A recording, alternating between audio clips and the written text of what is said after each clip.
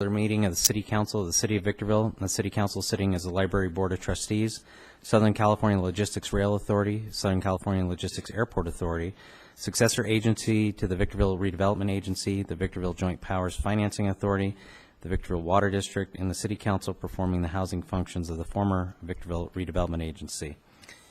First item on our agenda is public comment. Anyone wishing to address the council at this time? All right, seeing no one, we will have our declaration of closed session by our city attorney. Thank you, Mayor McEachran. We have 4 closed session items this evening, 3 of which are existing litigation pursuant to Government Code 54956.9A. The case numbers and the parties to the litigation are all set forth on the agenda. The 4th item is anticipated litigation pursuant to Government Code 54956.9B3B. We believe and have reason to believe that we are going to be challenged in connection with the prior approval of the reclassification of the property on Palmdale Road and Borrego Road by the KTGY group. There's already a threat of litigation, and there has been challenges to that project, so I want to update you on that. To the extent there's reportable action, we would report it at the commencement of the 7 o'clock meeting. All right, we'll now move into closed session.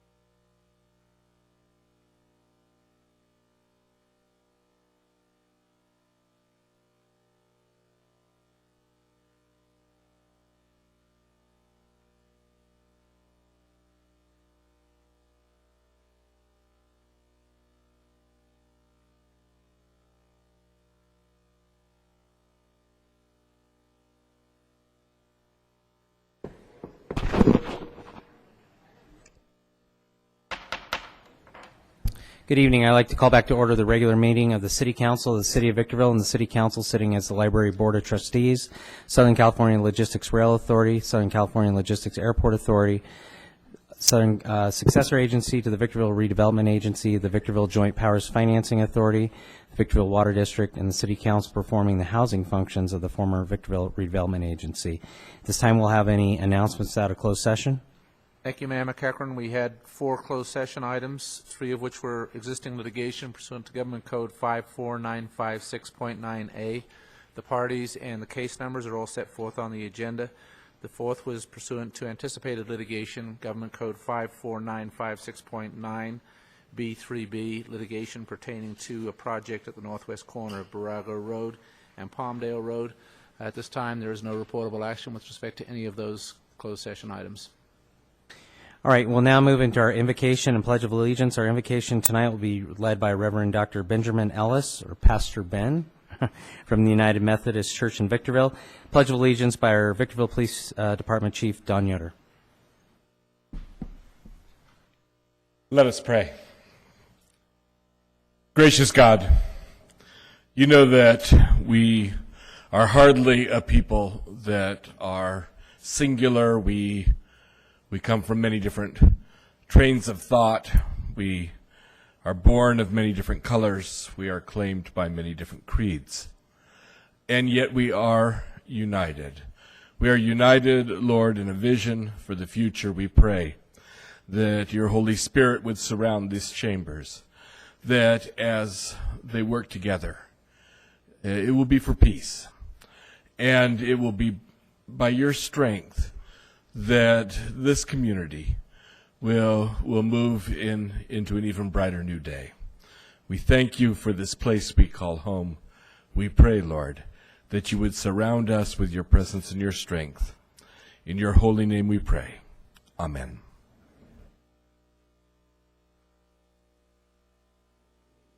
To the flag of the United States of America, and to the republic for which it stands, one nation under God, indivisible, with liberty and justice for all.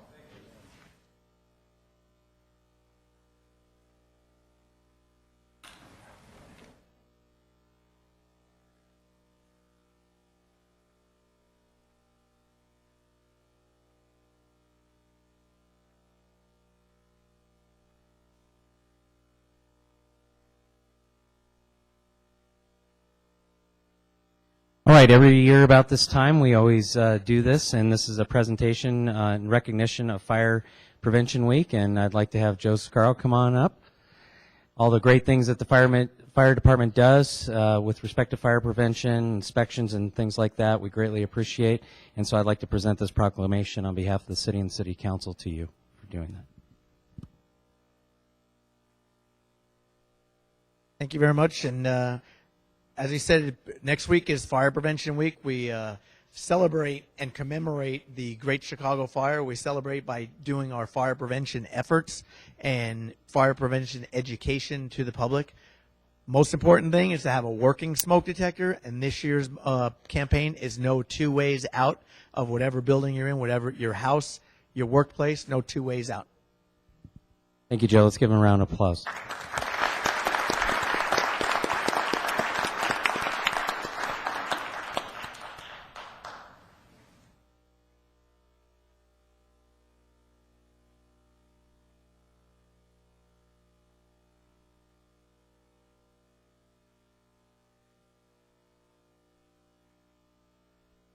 All right, this time we're going to have a special presentation by our Director of Public Works and Water, Mr. Sean McGlade. Thank you, Mr. Mayor, members of the council. Tonight I want to give an extensive report on the street lighting system throughout the city of Victorville, the challenges that we face with financing, the ability to keep the street lights turned on. We've got some options for you, and we're hoping that you're going to give consideration to those options and give staff direction. Before I go any further, I would want to recognize one of the engineering staff that spent many, many hours researching the background and history into the street lighting districts, and there have been various street lighting districts over the years. So I'd like to recognize Corey Pruitt for all of her efforts in this. I couldn't have done this without her.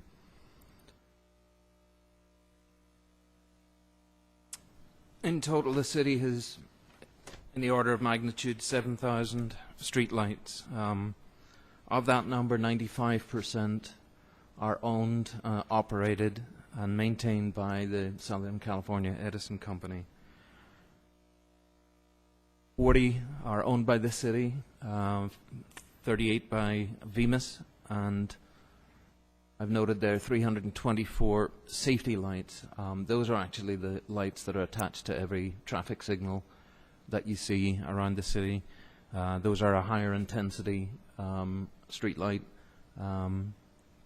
at 250 watts.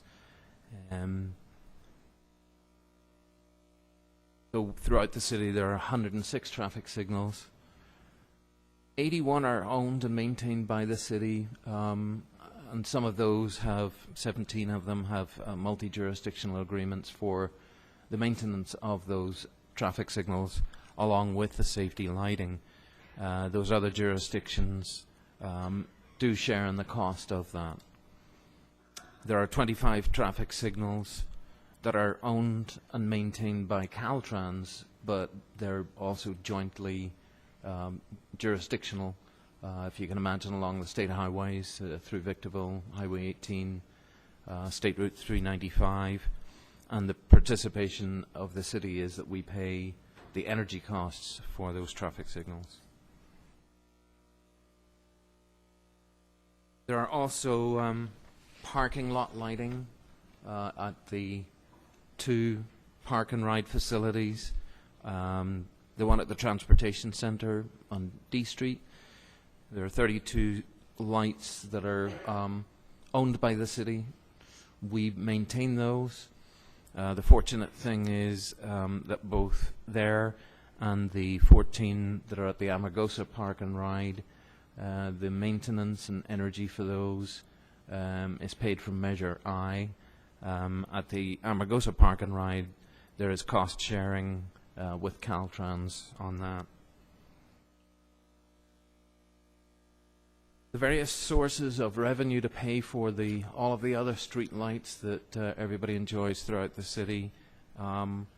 We thought it pertinent to give you a little bit of the past history. So back in '77, there was a lighting district formed. There was ad valorem, a portion of the property tax, the ad valorem property tax, was designated for street lighting. And then there was a further assessment district formed in, I think it was 1989. Unfortunately, due to Prop 218, we're just left today with the ad valorem revenues from property tax. And then in more recent years, with all of the new growth, a lot of the new tract subdivisions that were coming in, by condition of approval, we required that they form assessment districts to finance the operation and maintenance of those street lights. So in '77, we've depicted here a map of the original street lighting district. It was just simply a flat rate on parcels. Today, that would probably not withstand a challenge as far as assessment districts are concerned. It was further extended until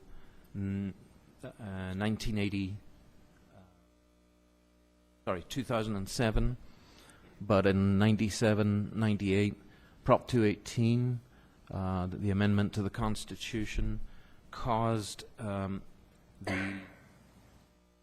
district to go into suspension, in that the district was not formed given the criteria that is now required of Prop 218.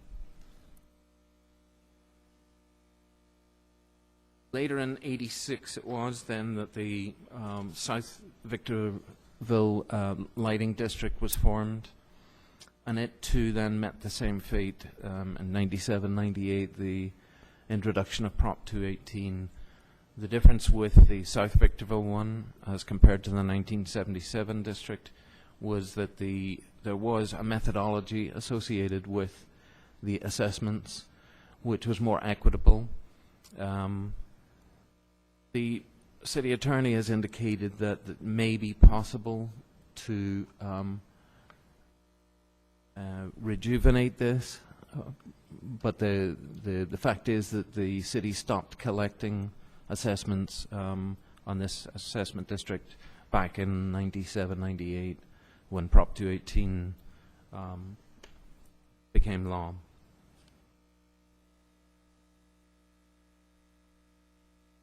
The ad valorem tax is quite a complicated arrangement, in that the revenues received are calculated by the county based upon assessed values in the area depicted in the map.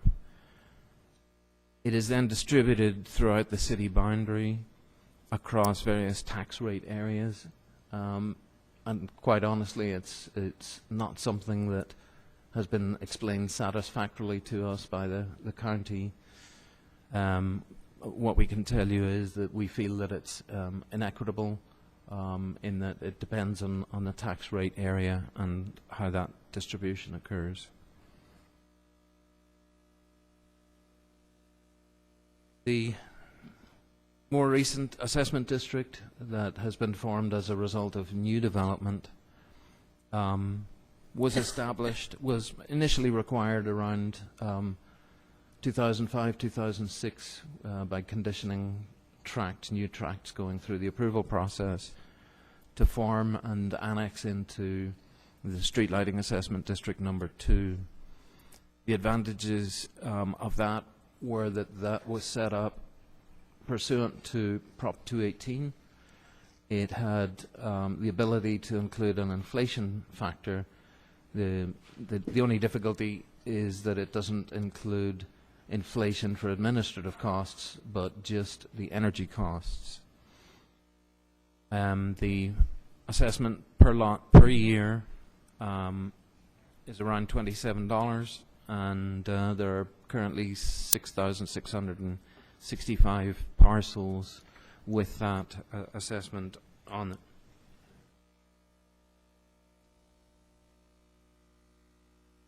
This is really the crunch. The revenues and expenditures for the combination of both the Street Lighting District 1 and 2 looks like this. The survival has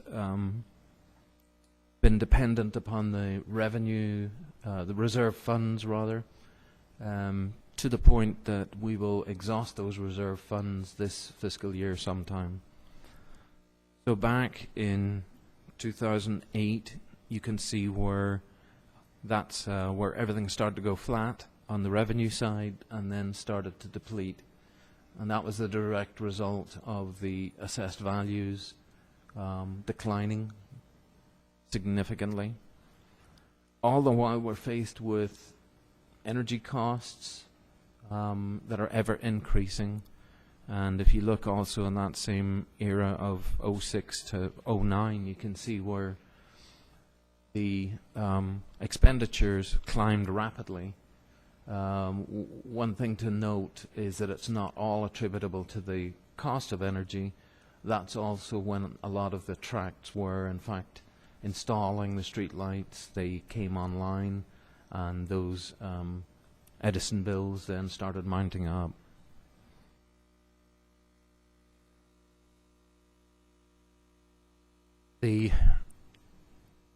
As I've mentioned before, the ad valorem tax is directly tied to the assessed values, so the declining assessed values have caused declining revenues. The inequity across the city, where you've got commercial properties that are basically paying nothing for street lighting, and some residents are and some residents are not. It puts an unfair burden on some of the residents. The electricity costs, we've touched on that.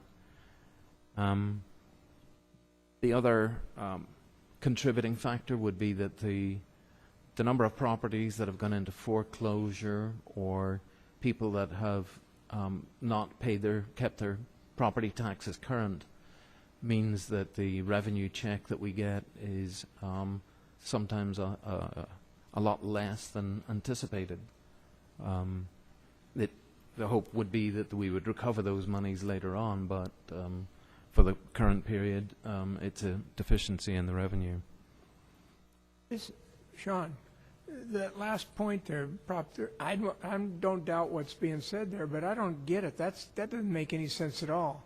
How could you not be allowed to at least raise the, based on administrative costs and that hard cost factor? I mean,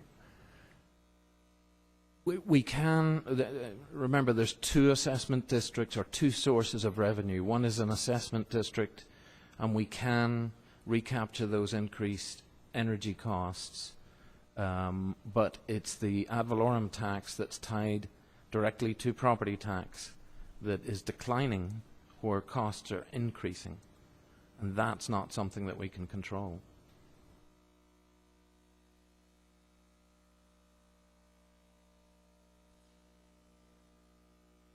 Sean, does that mean that the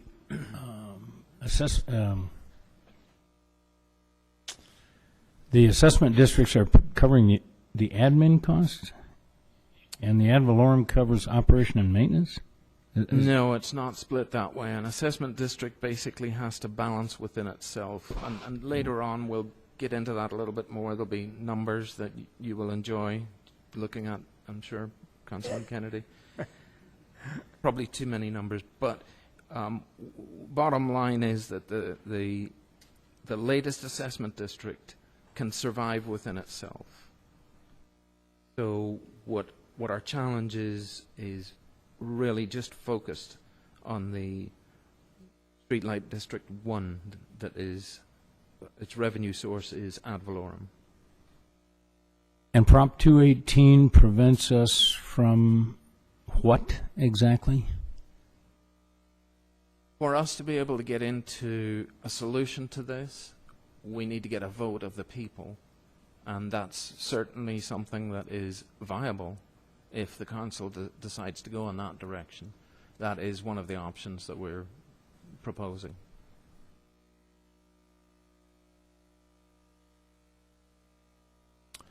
Just to give you a sense of the rising electrical costs, the energy costs, the latest rate approved by the CPUC is 7% for the Edison company. Past rates of 5%, 11%. All of that is contributing to the rising costs of sustaining the street lighting system while the revenues are dropping. Just in 5 years, from 2006 to 2011, the costs to the districts increased by 75%, and that was a combination of energy cost and the fact that there were many of the street lights that were added to the system during the housing boom. And just visually, this is the historic street lighting district energy costs, and again you can see that rapid increase between 2006 and 2011. Currently, we're over $1 million a year in Edison bills for the street lighting system.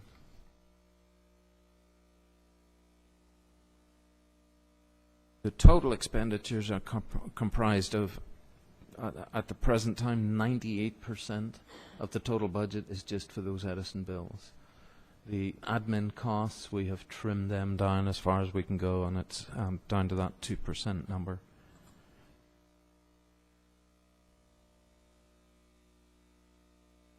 This is hopefully something that will help distinguish between the two districts. As I was saying earlier, the one in the middle is the number 2 district. And just looking at the past fiscal year and the current fiscal year budget, you can see that it is sustaining itself. The bills associated with that can be paid for from the assessments collected after the rate increase. As I said earlier, it's about $27. So there's no impact to the overall picture from that alone. It's all attributable to the one on the bottom, which is the street lighting district number 1, the ad valorem tax. And as you can see, there is, we're upside down by $500,000 last year and $600,000 this current fiscal year. As I said earlier, the reserves have been able to sustain that up until this fiscal year. This is the point where we have to make a decision, otherwise it's going to, start eating into some other funding source. The one at the top is just a combination of both. But I wanted just to show that the street lighting District 2 works. It's the street lighting District 1 that is the one that is problematic. So some options, and understanding that none of these are appealing to anybody, but it's driven by a huge negative when comparing the revenues and the expenditures.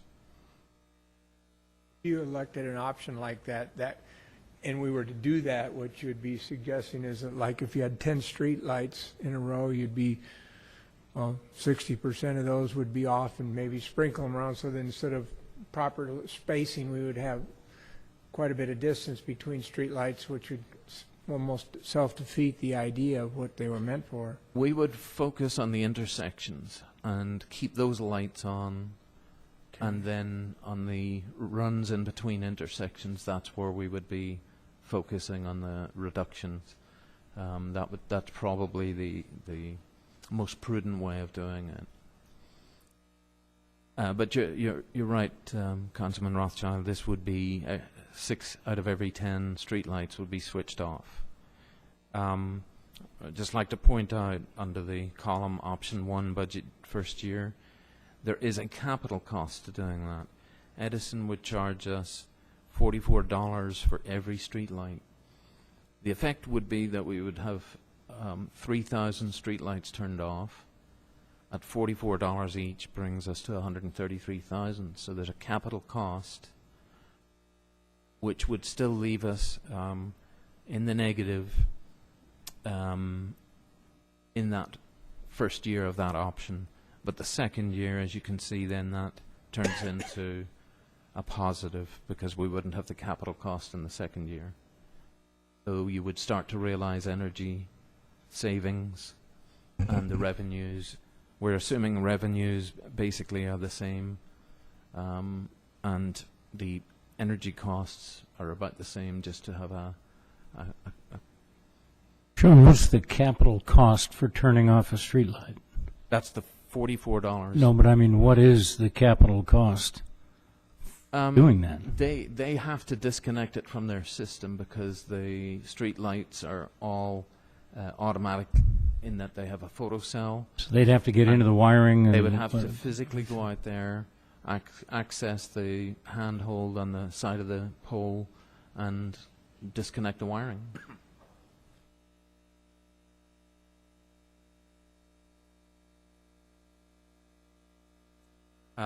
Also like to point out that, as I pointed out earlier, the number 2 district does work.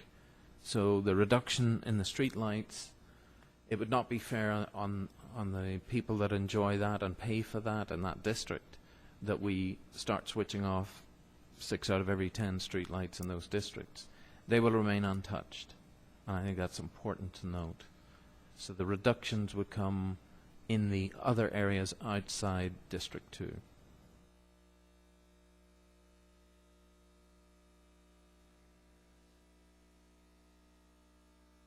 The second option is another technique of trying to save the energy. There is a way for Edison to time the street lights so that they would come on at dusk, but they would switch off automatically after 6 hours of operation. That represents about a 48% reduction in service level, if you will. The savings are really not there. I mean, we wanted to explore this and let you see the results of that. There's a much higher capital cost than to be able to retrofit each street light at $65. That amounts to $327,000 to do every street light in, and again, this would be outside of the number 2 district. But you can see that even after the first year getting zero capital in the second year, we're still negative by almost $100,000.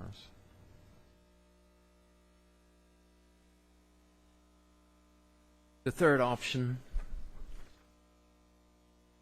is the most equitable. And getting to what Councilman Rothschild was talking about earlier, there would be more equity in a citywide district, and understanding that an assessment district is supposed to be for special benefits derived by each property that contributes to the assessment.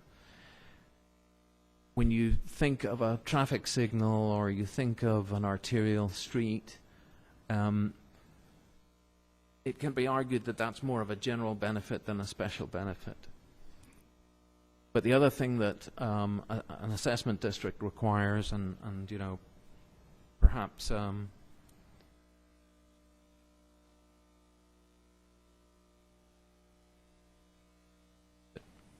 bear with me.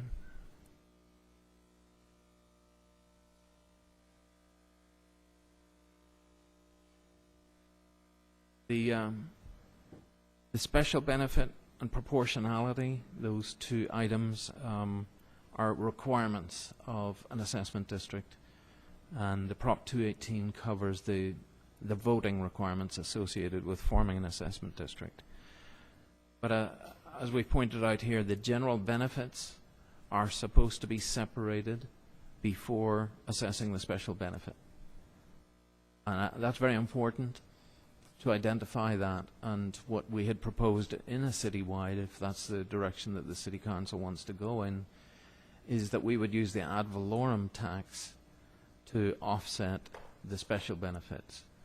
So the ad valorem would be used to cover the traffic signals, to cover the park and rides, to cover the arterial streets, the commercial areas, and then the special benefits are much easily justifiable in the residential areas where the citywide assessment district could cover that. It would mean that we could build in inflation factors to the assessment, but obviously it requires a vote of the people, and the majority vote. The majority protest is what would apply in this case. And we've defined that for you as well, where the majority of the weighted ballots received are in opposition to the proposed assessment.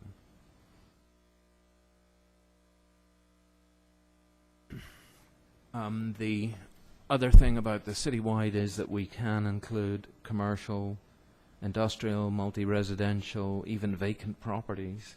I've looked at different assessment districts in other cities, looked at the engineers' reports, and you know, there are a lot of good ideas out there. Certainly that's something that we haven't quite got into yet. The methodology.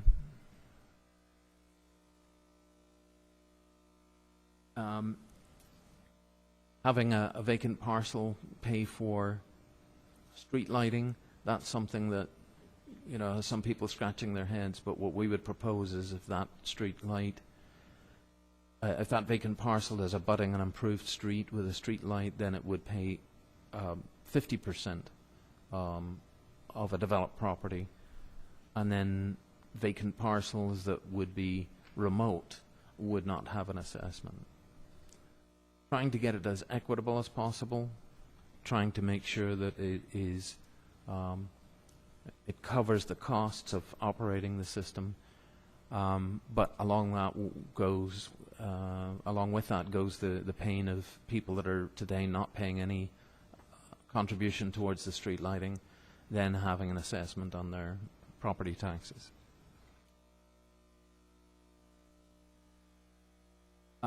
This is just a representative list of cities that have citywide streetlight assessment districts. I'd like to point out that Yorba Linda's is very interesting in that it is not just street lighting, but their citywide assessment district covers various open space landscaping, covers the traffic signals, covers some park maintenance, and I've read through the engineer's report on that and found it to be very, very useful. If the City Council should go in that direction, I think that's what we would be looking at to mirror the citywide assessment. If Council decides they want to include more than just the street lighting, that is an option. And again, we'd be glad to come back with more information, more detail on the methodology, more evaluation of what a likely assessment would be per equivalent dwelling unit if Council wants to go in that direction. This is basically just a summary then of the three options. And we've just noted the service level there. So the option 1, which turns cash positive after the first year, is only a 40% level of service. The option 2, while at a 52% level of service, never goes positive, with the current projections. And then the third option, obviously the service level would be 100%, but it means we have an extensive level of effort to get to a citywide assessment proposal, and then it would need to go to a vote of the people. That concludes my presentation. I'm sure there will be lots of questions.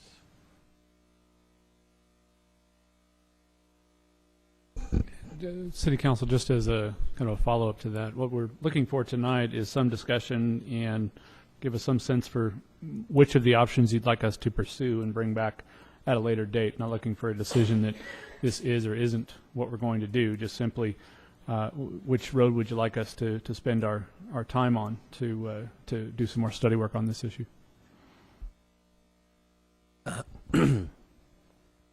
Well, I think that it would be prudent to at least pursue two options so that the council has the ability to make a decision based upon what staff comes back with on either option 1 or 3.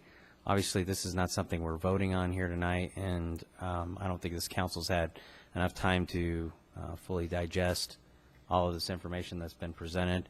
But option 2 just does not seem viable at all. And I personally would like to see more information on option 1 and 3. I know that this was originally looked at as being a workshop, and then you're squeezing a lot of information in a short period of time here tonight. So I don't know about what the rest of the council's discretion is, but I'd like to see more information on options 1 and 3, and perhaps if it's going to be a much larger discussion, even for us to have a workshop on it.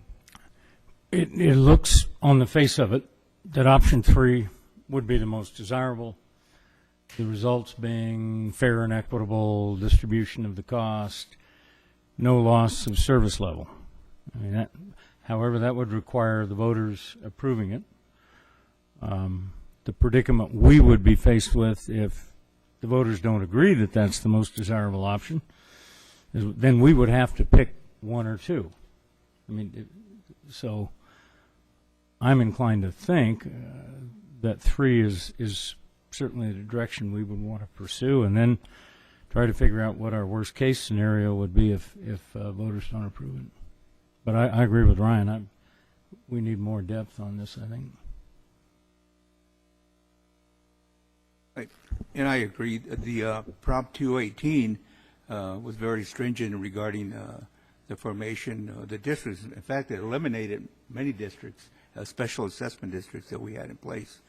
But I agree, we need to look at the establishing the district, and it's up to the voters. And if, like anything else, if you don't have the revenues, then turn off the lights. Am I right in saying that right now the general fund, because our budget this year is balanced, so the general fund is subsidizing this $600,000 loss this year? No, at this point, in years past, we've had enough reserves to cover it. This is an item that we had intended to bring up during this fiscal year for this discussion, and based on decisions made at some future workshop and potentially decision of the voters, we would need to address that at that point in time. I don't like any of the options.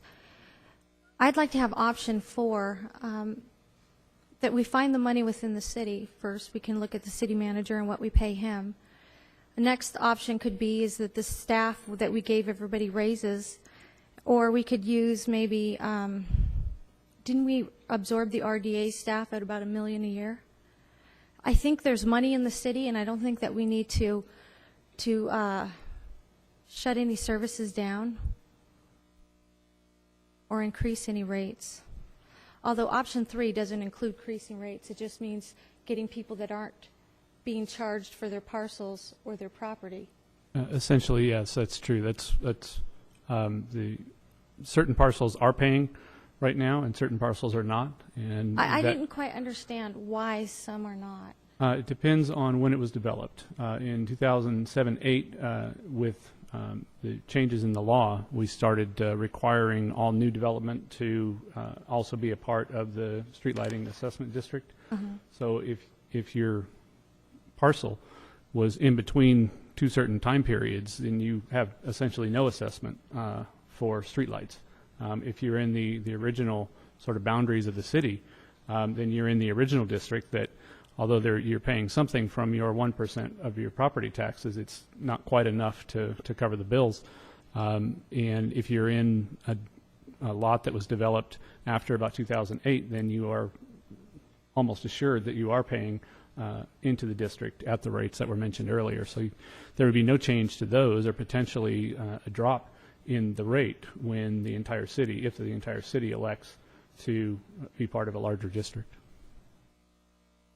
Well, my option would be to find the money within the city by cutting other areas, and then option 3 at the last resort.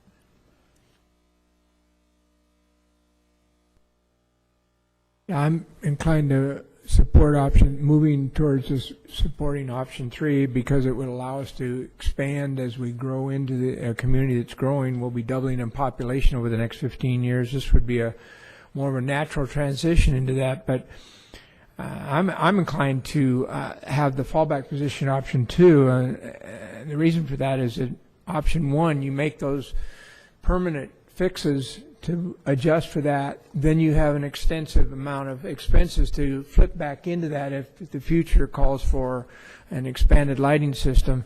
Where option 2, at least, we're just adjusting the time frame, and we're not actually doing the infrastructure repair work. So for me, I'd like us to look at option 3 with option 2 as our fallback. Staff, do you have clear direction? I think we can put something together that's a little bit more extensive. We just wanted to bring this item to the council's attention, the public's attention, and start to sort of raise awareness.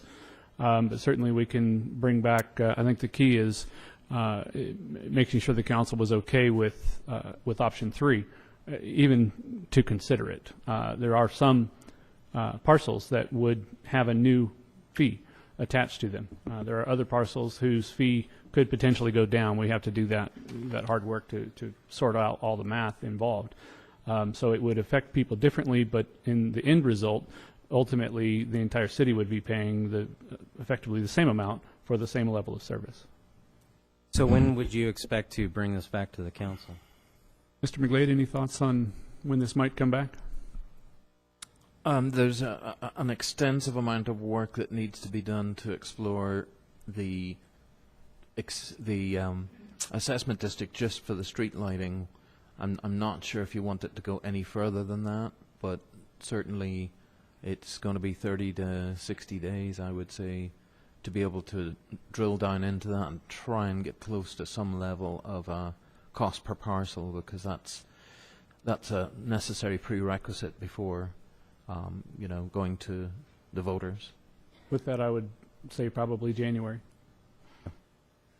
part of what we have to decide too is whether we think the revenues from this activity should pay for the expenses, or whether it's okay to have the revenues not be enough and let it be subsidized by some other source. That in fact was the proposal, was that the ad valorem would buy down a huge amount of the cost associated with the citywide district, thereby removing the general benefit as is required by Prop 218. The special benefit then would be what would be assessed on the per parcel. Thank you. Thank you. All right, we'll now move into public comment. And my first card is Dorothy Miller.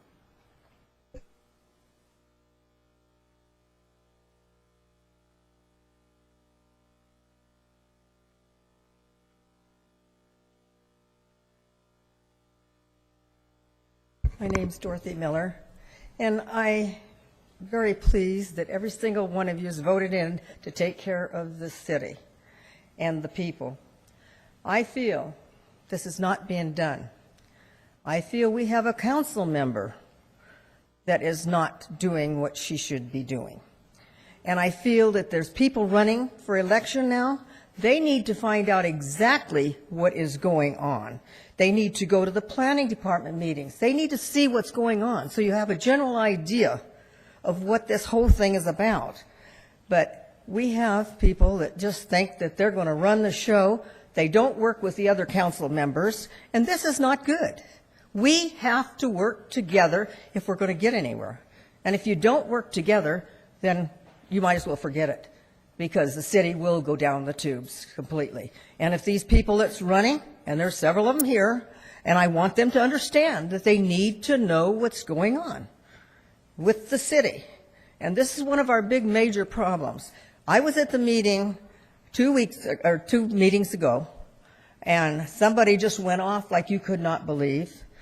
Oh, after I'm done with giving you all this information, I will then answer the question I was asked. You know what? It never got answered. I'll give it to you in writing. Now, wait a minute here. I want everything out in the open, but we're going to give it to him in writing. That is absolutely out of control. We work for the Victorville Water Waste Treatment Plant. We want all the information about Victorville's Water Waste Treatment Plant, and I don't feel that's right. I don't feel she should have anything at all to do with the city of Victorville's Water Waste Treatment Plant. She should step down and do what she should have been doing in the first place. And I hope and pray the people, if any of them get on or whoever gets on, will pay attention to what is really going on in this city. And if things don't go better than what they are now, hey, it's done. The city's done. Because we're getting people now that has no idea what has gone on and what is going on. And I don't think that's very good for us. And we're the ones that vote you guys in. And we need to be protected. And if you can't do it, then hey, step down. And if you keep wanting to do things the way you're doing them, it's not going to work. It's not going to work. Because you have to work together, all of you. And that's not just one, that's every one of you have to work together. And that's not good. You need to work together. And it's not happening. And I don't like that at all. And I happen to be a taxpayer too. And I like to know that I have people representing me that's looking out for me and the public. And I don't feel this is being done here. I think somebody is just out of control, and it's just got to stop. That's all there is to it. Thank you. Frank Atkins.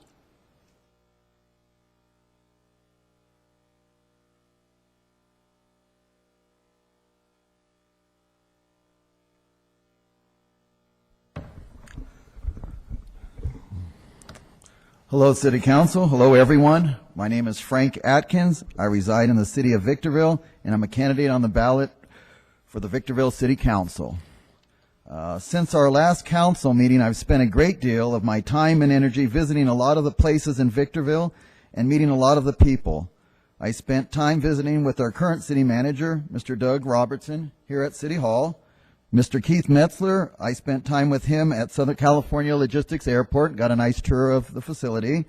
Both visits were very informative, and I thank both of the gentlemen for taking the time to see me. I thought it was a very good visits, and like to continue learning more. I also spent a day in our city's Old Town area, received a guided tour by a wonderful, caring lady and volunteer, Ms. Barbara Powers. I was introduced and talked with many of the area business owners, church leaders, and those that reside in the area. There's a lot of work needs to be done. Our city needs to address these issues more. We keep bringing in a bunch of new business and pushing these people aside, which seems to be business as usual. But are you not up there to represent all the people or just your chosen ones? Incumbents. As you know, between now and the next city council meeting, the local daily press on Wednesday, October the 10th, will be featuring a local voter's guide. I recommend all residents get a copy of it. It will list all 14 candidates and their answers to questions concerning themselves and the city of Victorville. Also, last meeting, I said I would offer a suggestion of 3 individual candidates that will make it happen for the people of the city of Victorville. One of the choices is myself, Mr. Frank Atkins. Another choice is Mr. Sean Hubbard, and another choice is Mr. Carlos Pirano. We will be together for a public meet and greet this Saturday, October 6th, at our booth at the City Spice for Life event. Hope to see you all there. Thank you. Martin and Stephanie Vitu.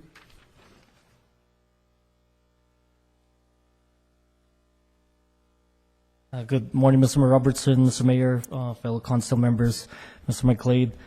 My name is Martin Vitu. I'm here with my wife.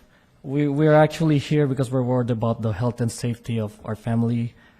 Just in a nutshell, in our home, within the last 2 years, we've had 3 black water sewage backups into our home. Now, the city has admitted through Joe Flores, a nice man, gentleman, that it is a city's issue and that they would do whatever it takes to make it right. First thing they did was send a Purifers. It's a company they contracted to do the initial cleanup. We found out later on through proof and through an we had an environmental check on our home that Purifers literally did not do the right job. Did not clean and sanitize based on protocol for this kind of cleanups. And they didn't follow the IICRC S500 national guideline. It's a standard that's a national standard. And So- they didn't mitigate. Would you speak in the microphone when you're? Yes. So there you go. Thank you. So basically, and that's proof from this Category 3 Blackwater preliminary assessment report that was sent to the city on October 23, that the baseboards and everything, August 23, sorry, that weren't done properly. So causing our family actually to live, and I don't mean to scare anybody, but we're living in an E. coli infested home right now. And this report will tell you that it is, because it wasn't done right to begin with. So my question is, what is the city doing to ensure our health and safety? Please follow me here. I mean, I'm not the mayor, but I do pay my taxes. And if I were somebody important, I would think that the city, this was August 23rd, the city knowing that there is E. coli in our house because of the botched job. And the backup occurred on July 2nd. So what's the city doing to ensure our immediate health? I would think the city would say, okay, let's get your house clean, get the E. coli out, and we'll patch up whatever Purifers missed. Because your health is a concern. The second thing is, what is the city doing to fix the street? The city has admitted that it has to do with the main sewer line on the street. They did do a temporary fix on our sidewalk. They put a couple of outlets that hopefully they said if it backs up again, it'll back up on the street.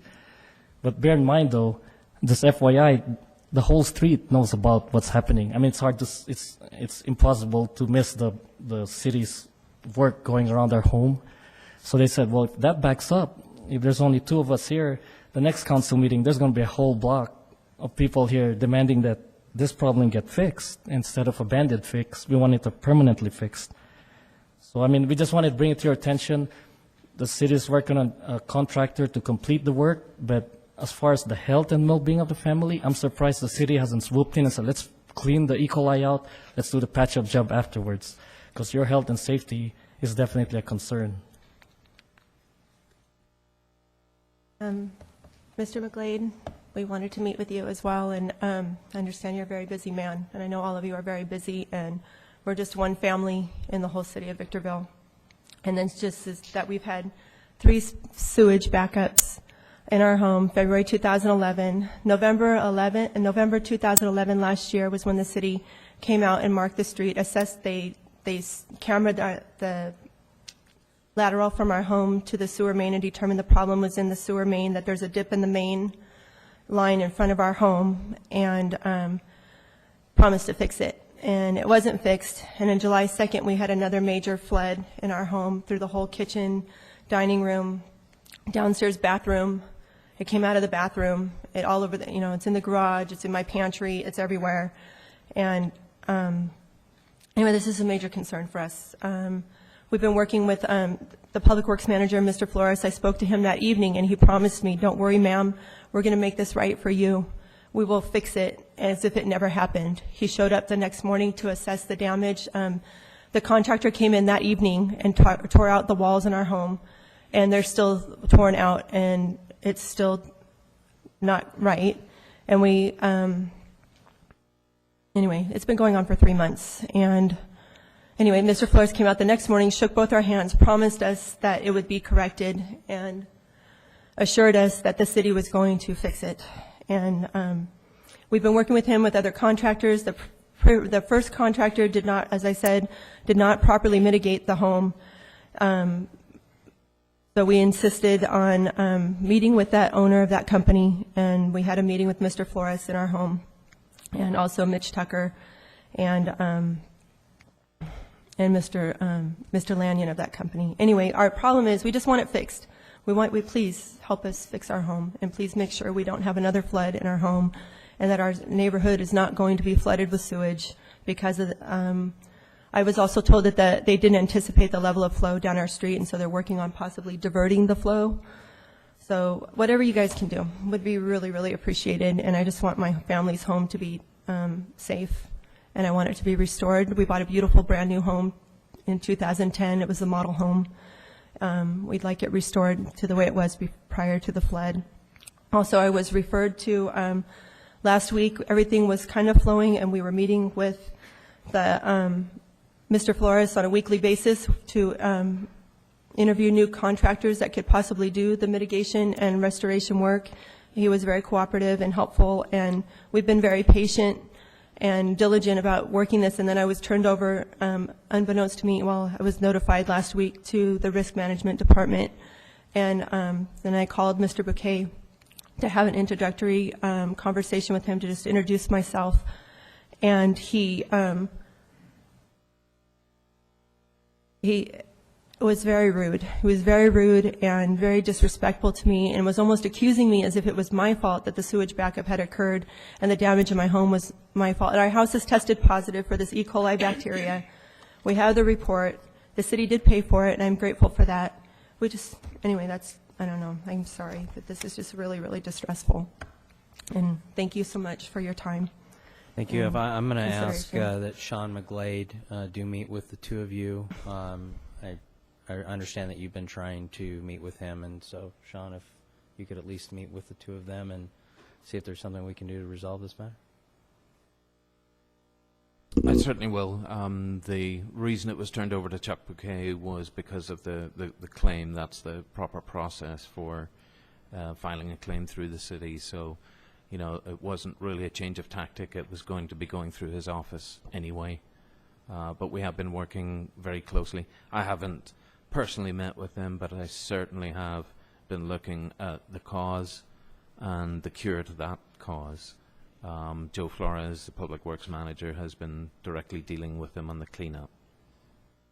I'll be glad to meet with you. Thank you. Thank you, Mr. McGlade. And we'd really like, if it's possible, to have a schedule of what would be done and how soon we could count on that, because it's really difficult to live and not know when there's going to be another flood. I happen to be home for all 3 of those floods, but if I would not have been home, the damage would have been a lot more extensive.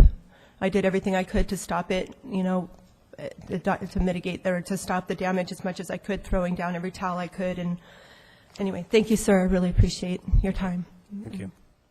Irene Beltran?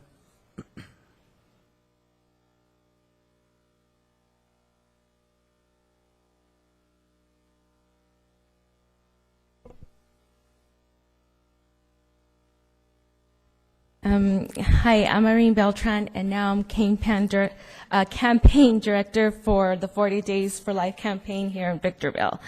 The campaign takes place from September 26th through November 4th. So far in the past week, nationwide, 51 babies have been saved. 49 states, including Washington, D.C., have participated in the 40 Days for Life campaign. 2,000 individual campaigns have taken place in 440 cities. More than 500,000 individuals participated, prayed, and fast to end abortion. More than 15,000 churches, congregations have participated in the 40 Days for Life campaign. Reports document 6,000 lives have been spared from abortion, and those are just the ones that we know about. 69 abortion workers have quit their jobs since the campaign started. 24 abortion facilities completely shut down following local 40 Days for Life campaigns. Hundreds of women and men have been spared from the tragic effects of abortion, including a lifetime of regrets. I wish 40 Days for Life volunteers were in front of the abortion center that tragic day when I ended the life of my daughter and my terror began. You 5 have the opportunity to defend life. You 5 have the opportunity to put Victorville on the map so the nation can see that Planned Parenthood can bully everywhere else but not our city. If you regret your vote, do something about it. If you voted for life, do something more, or the blood of the innocent will be on your hands. Thank you. Juan Linares?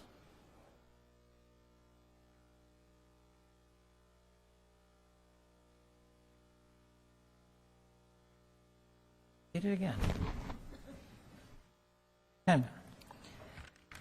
Council members, I'm here tonight to tell you to your face what two-faced hypocrites you are, with the exception of Ms. Valles.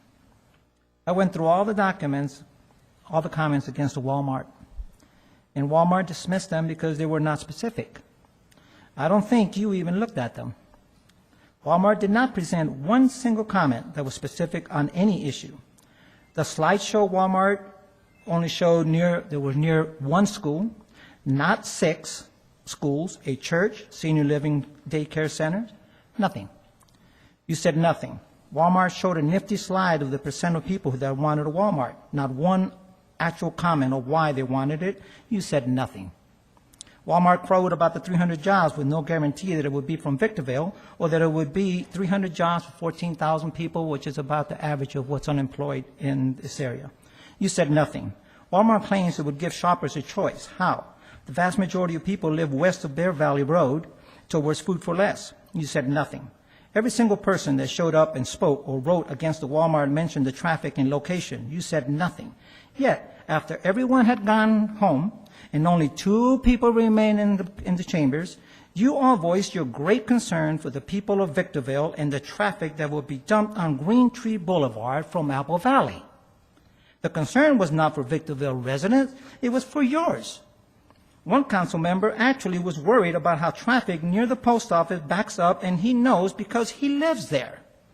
And then wants to make sure that the city engineer diverts as much traffic as possible to Nisqually. You show no concern for the people on Bear Valley Road. It's just traffic. You also have to deal with it, you said. What hypocrites? You have no problems dumping traffic on Bear Valley Road, but you all don't want traffic to disturb your home or your lifestyle or even your grandeur, your glorious golf course. Then the issue of the comments made by council members against the people of Spring Valley Lake and others, like myself.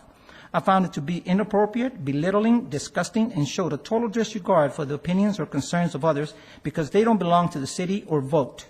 Just like Walmart, you gave no specific as to why the location was good for Victorville, just I'm doing it for the city of Victorville.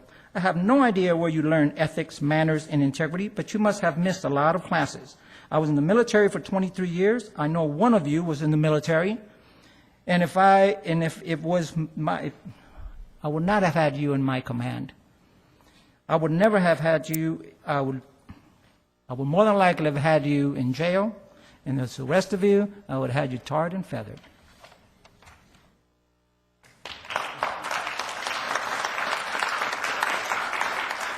Chuck and Pat Hansen.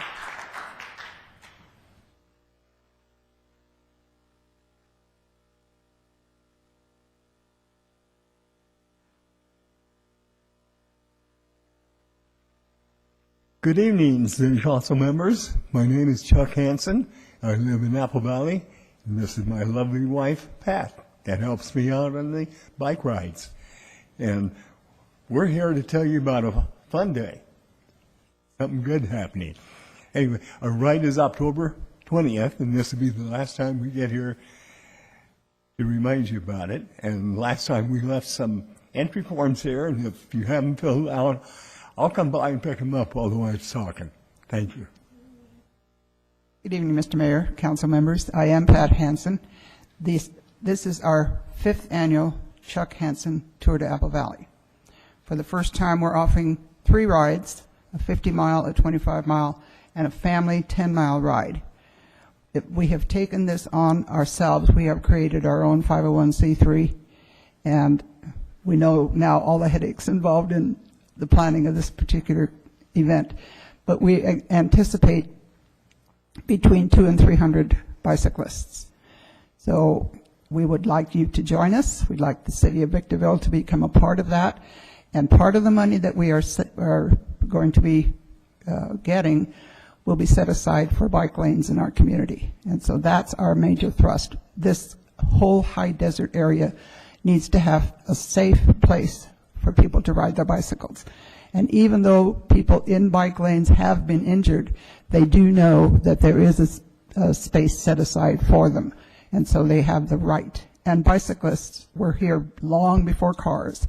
And so bicycles do have a place on the roads. And that's what we're trying to encourage.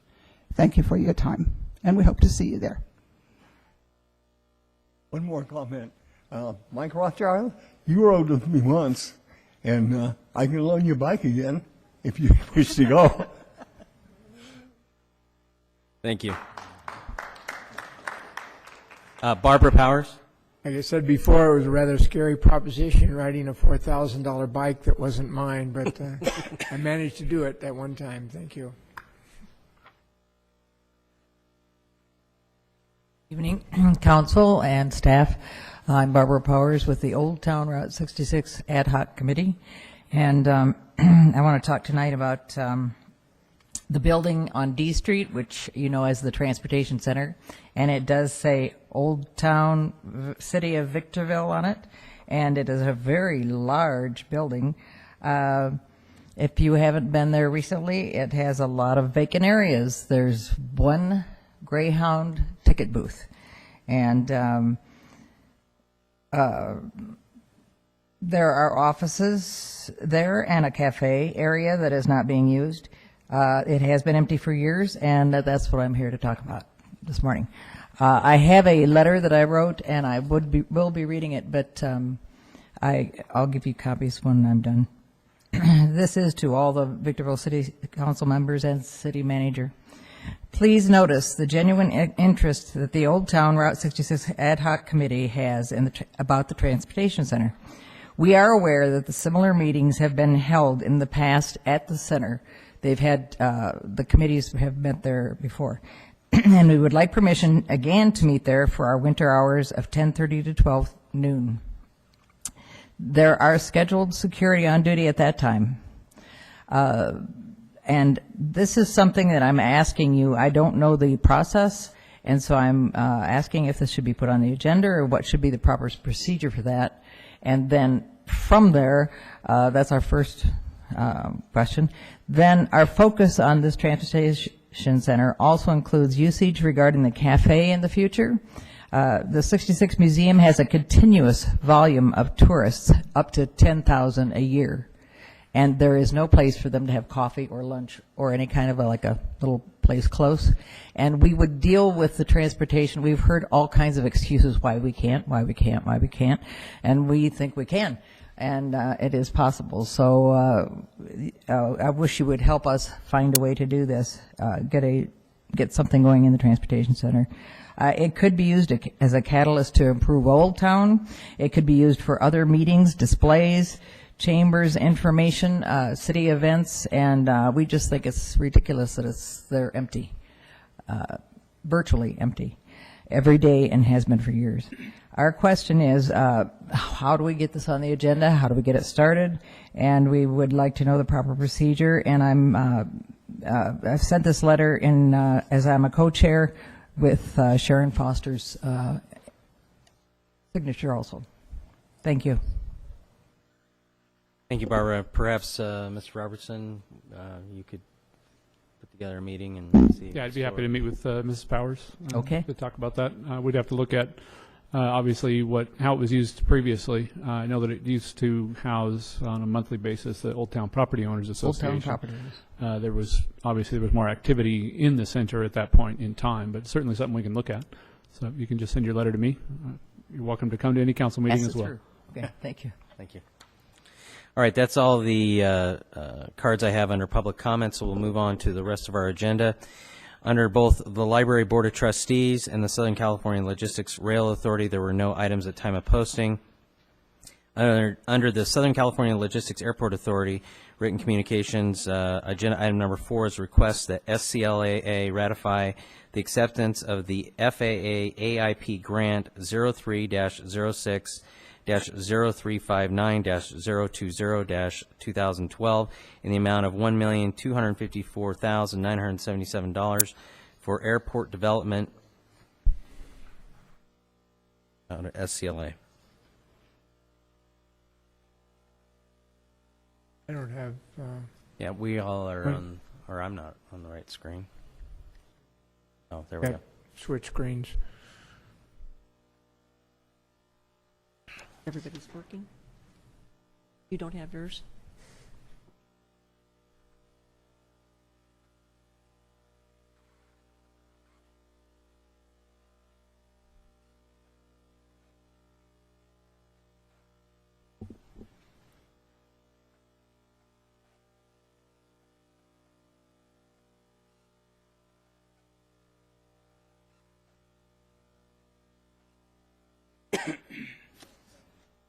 Motion by Mayor Pro Tem Cabrialis, second by Council Member Rothschild. Hold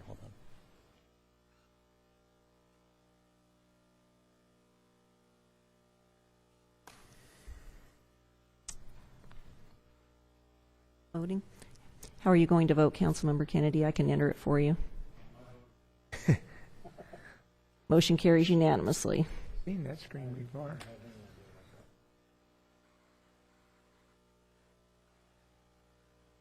Agenda item number 5 is request that SCLAA award a construction contract for ramp rehabilitation Phase 1 project in the amount of $460,226 to Southwest Construction Company, Inc. Motion by Councilmember Rothschild, second by Mayor Pro Tem Cabrialis. Vote is aye. Motion carries unanimously. Agenda item number 6 and agenda item number 17 on the City Council agenda are companion items. I will be stepping off the dais as my firm's attorney is also the attorney for Lamar.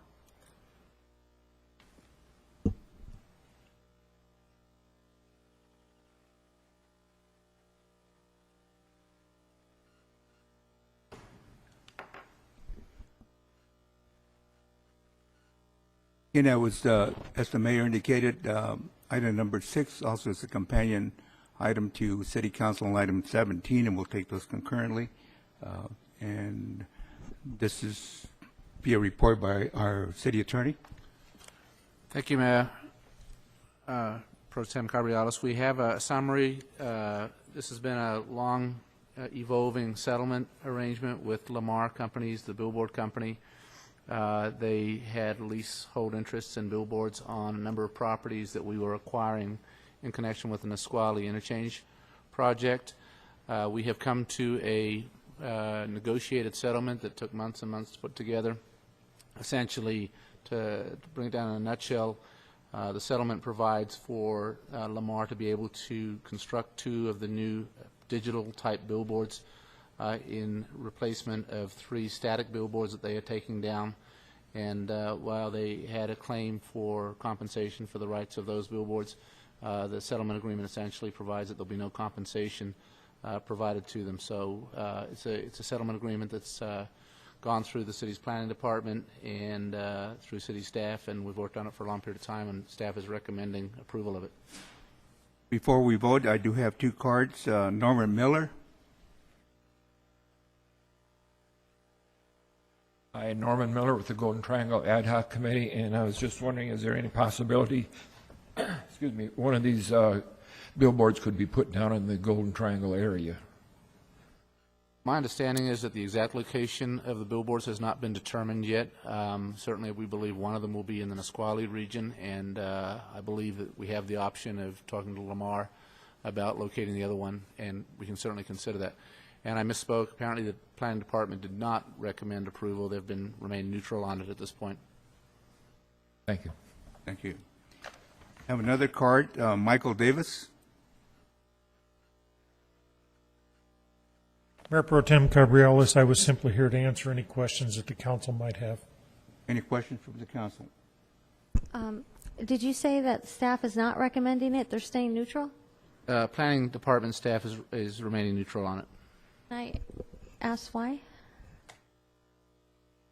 This issue, the issue of electronification of billboards, is one that's been around for several years.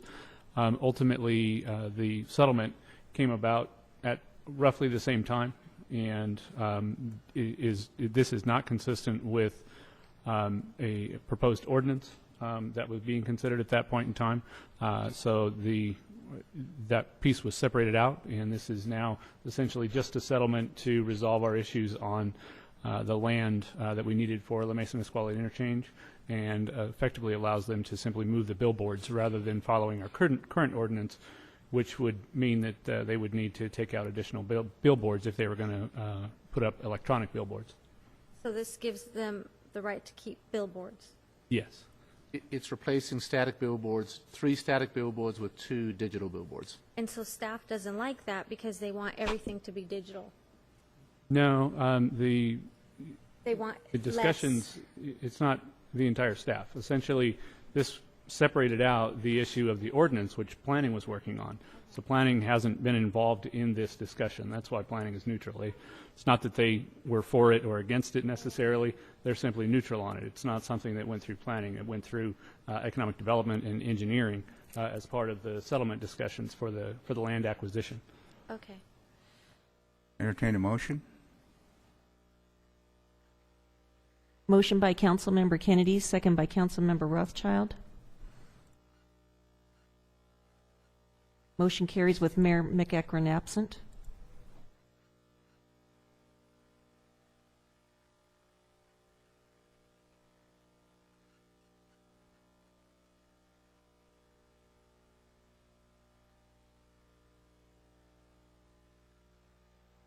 Under the Joint Powers Financing Authority, there were no items at time of posting.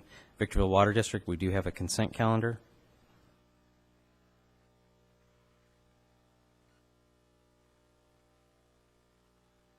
Motion by Mayor Pro Tem Cabriales, second by Councilmember Kennedy.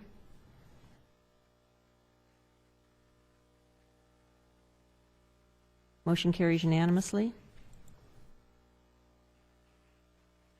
Item number 9, this is a request to approve the additional appropriation and purchase order for payment of the district's remaining portion of the MWA Oro Grande Water Recharge Project in the amount not to exceed $71,400 pursuant to an authorized cost-sharing agreement.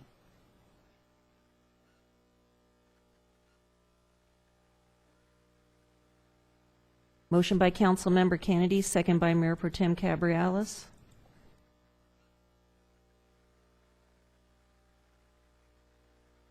Motion carries unanimously. Under the City Council performing housing functions of the former RDA, there were no items at time of posting. Under the City Council, we do have 2 public hearings. Agenda item number 10 is the public hearing called to hear arguments for and against approving the zone change of PLN 12-00016 for Victory Christian Center, and approve the introduction of ordinance number 2295. Mr. Webb. Yes, Mr. Mayor, council members. I think I assured some of you that there would be no more controversial items following the last several meetings. Unfortunately, just prior to this meeting, we received correspondence from Mr. Corey Briggs recommending opposition. I believe you have a letter of opposition before you, as well as a CD with additional data. We have not had the opportunity to respond to that as we have in the past in writing. Therefore, staff requests a continuance of 2 weeks. However, staff has discussed this with the applicant, and the applicant wishes to proceed. And so therefore, it'll be the council choice after public hearing, whether to continue for 2 weeks or to proceed with an action this evening. I'll go ahead and open the public hearing on agenda item number 10. I do have Pastor Al Zorn here. Good evening. I'm Pastor Al Zorn. I also received the letter, and I just wanted to just share with council what actually is currently there. I know they're opposing. Brandon College just recently relocated as of September 15th. And they weren't really considered an assembly, but they probably have a lot more people than we would actually have there. Also, the county rehab was in the building that we're actually taking over, and they probably had more people coming through. So the things that they're saying that should keep us out really has been going on there all along. And so we just are saying that we would like to just have you to approve it so that we can continue on doing what we're doing. Thank you. I do have another card, Corey Briggs.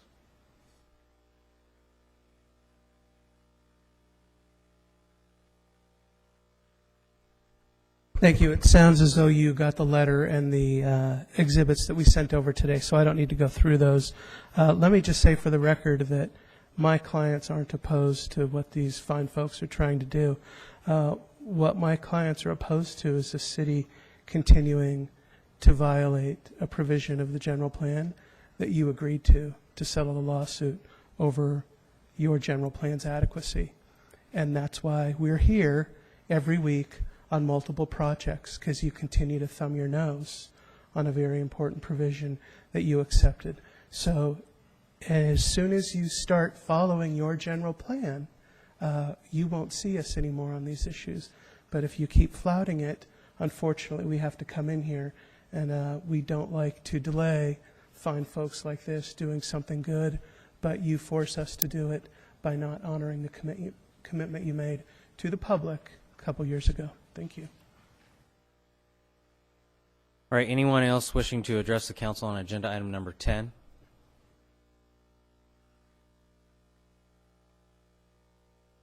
I would just like to state upon reading the letter that I find that we are not violating the general plan. That is why I was asking for 2 weeks continuance in order to respond appropriately.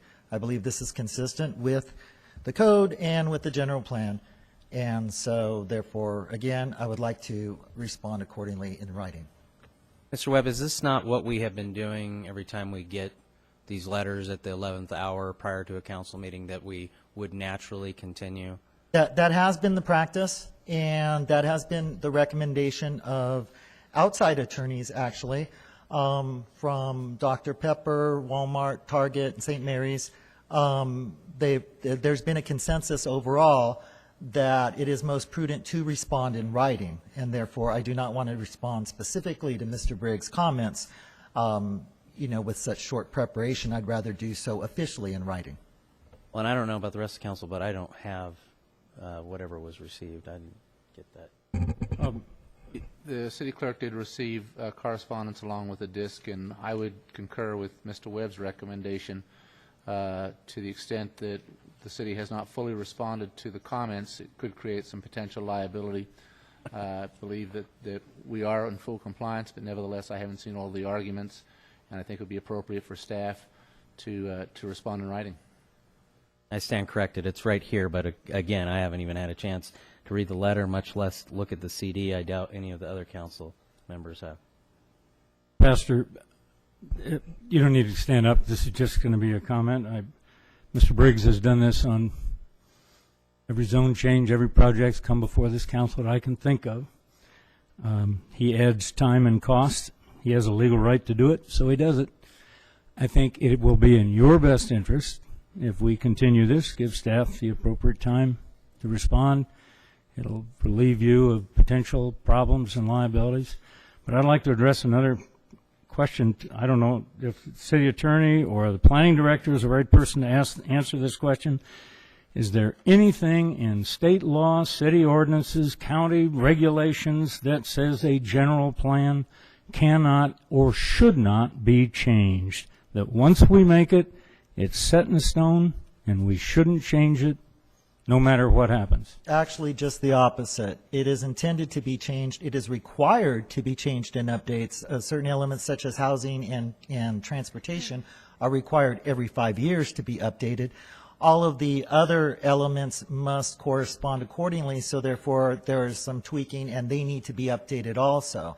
At the same time, there wouldn't be a process for general plan amendments and zone changes outside of the general plan if that were the case. On top of that, the intended lifespan, if everything goes perfect and you're a mature city and growing slowly, or an immature city and not growing at all, is 15 to 20 year horizon on the general plan itself, max.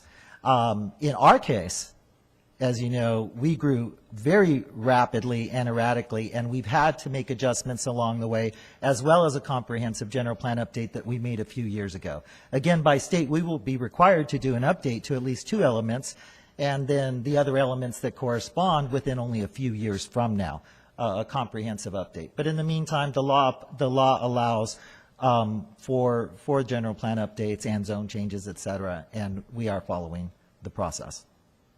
Do we need a motion to continue this? Typically, you do take a motion to continue the item, but you need to close the public hearing first. Or, not close, sorry. Well, when I continue the public hearing, yes. What's the date certain? October 16th is the next regular meeting. Okay.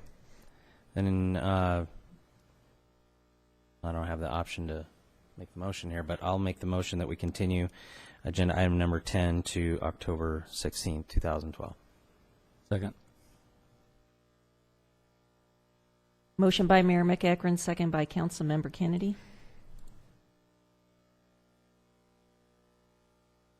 Motion carries unanimously. Agenda item number 11, again, a public hearing called to hear arguments for and against approving the general plan amendment and zone change of PLN 12-00018 and adopting resolution 12-058 and adopting the negative declaration and approving introduction of ordinance number 2296. Mr. Webb? On this item, we received a more extensive letter from Mr. Corey Briggs, as well as additional information. I have called the applicant, Dan Tate, and Dan and the city both recommend continuation for 2 weeks. We're in agreement as co-applicants. Okay. I do have one card, Corey Briggs.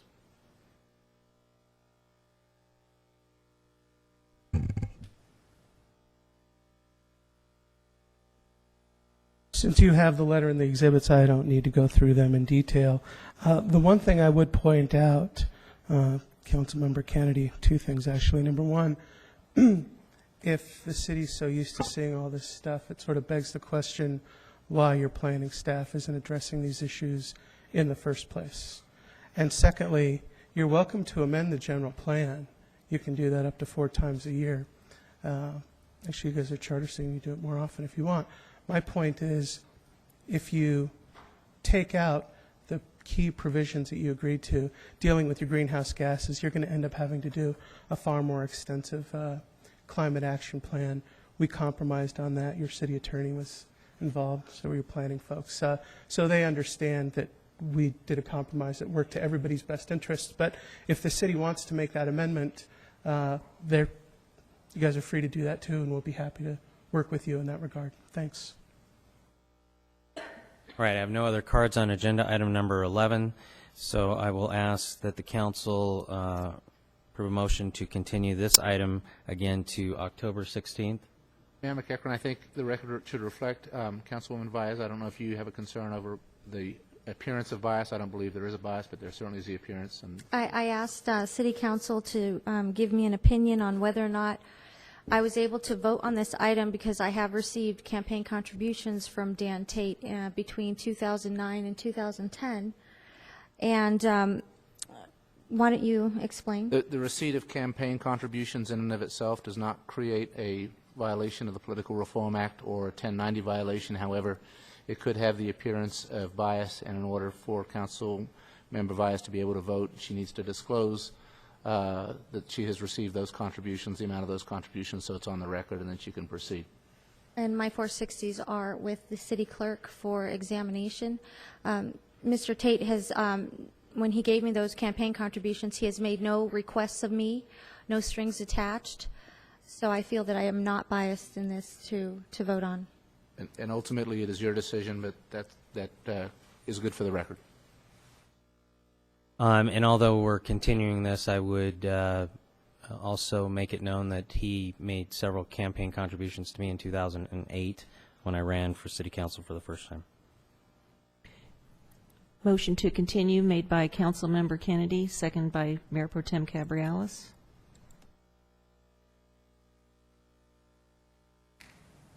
What are we voting on?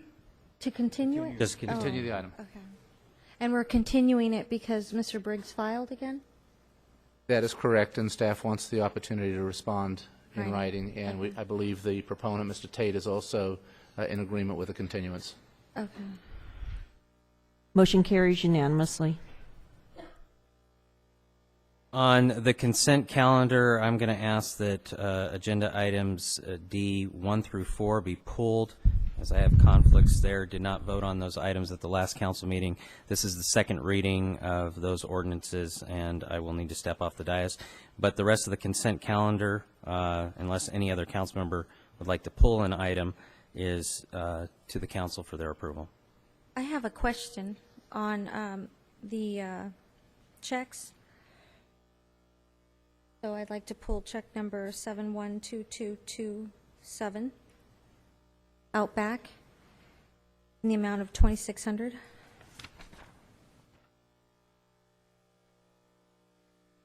Okay, so the rest of the consent calendar. Motion by Councilmember Kennedy, second by Mayor Pro Tem Cabrialis.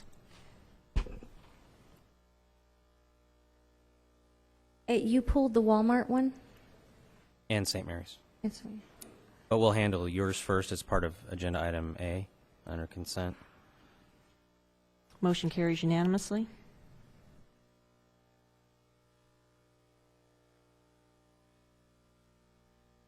That's why, is your question on that oh, check yes. number? Is this Outback Steakhouse, or is this another Outback? It just says Outback. And I don't have the answer to that question. There's 10 pages of checks. If you'd like, we can get back to the council at a later time as to the exact nature of that expense. I simply don't have that answer.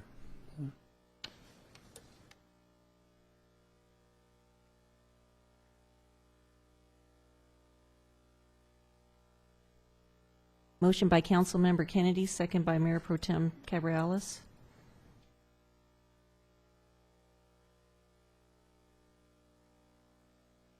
Are we, I want to vote yes on everything else, but no on the check. So how do I do that? That's I what can this do- is, with this particular check. Oh, okay.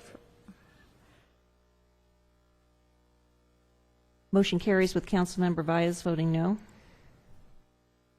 Just for the record, the city hasn't had any event or any business with Outback Steakhouse, so I'm not aware that that is or isn't Outback Steakhouse, but we can certainly provide the backup.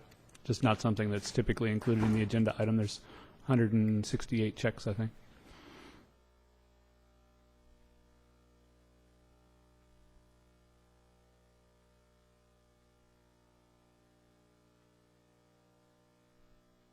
Item D, or 12D4, the presentation of ordinances numbered 2290, 2292, 2293, and 2294. This is for second reading and adoption with the City Council. Your staff report or Our attorney?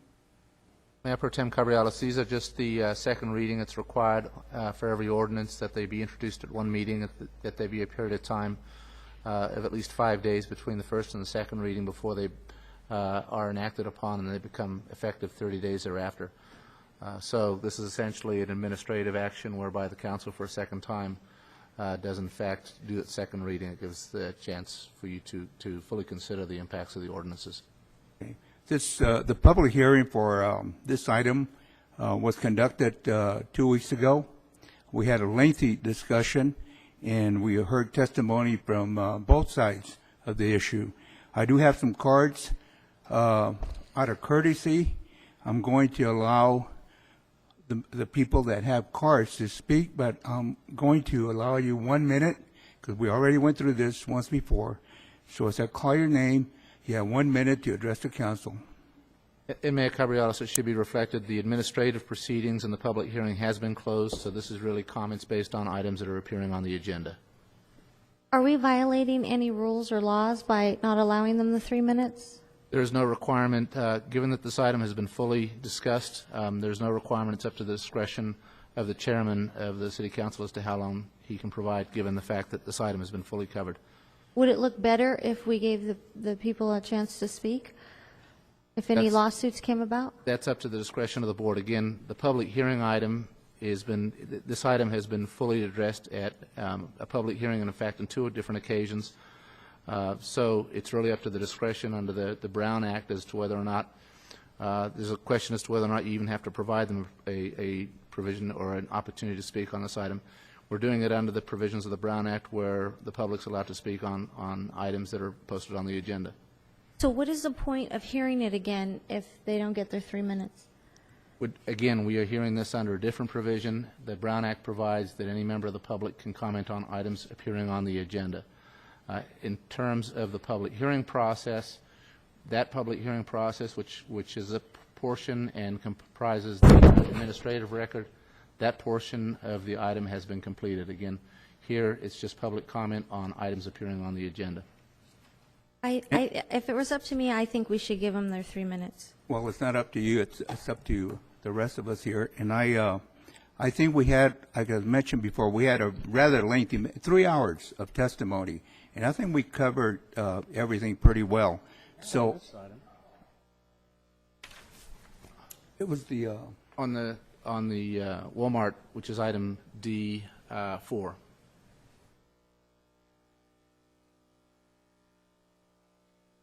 Okay, Mary Gray.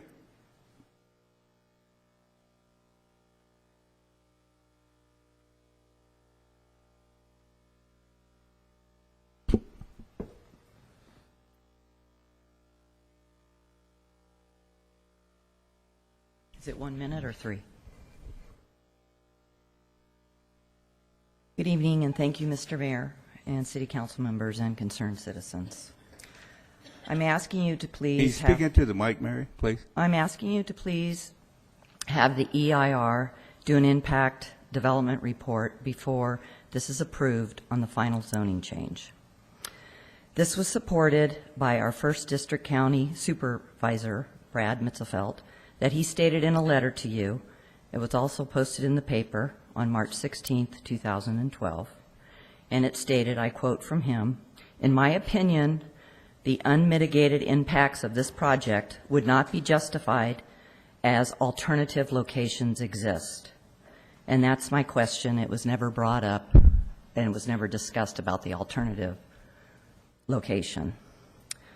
In the last meeting, Walmart stated that the public, that they were going to control 100% of the water flow and keep it contained. The question I and the citizens in Spring Valley Lake is, where's this report? I wanted to address something to Mr. Kennedy. His remarks at the end of the meeting addressed to the Spring Valley Lake citizens, Mr. Jim Carr, and the City of Victorville citizens, about that the flooding was due to that we had a wall at the Spring Valley Lake. Well, that wall is there to protect our children when they're playing at the lake, so that they don't run out into the street and get hit by a car. Okay, thank you further time. Julia Reed.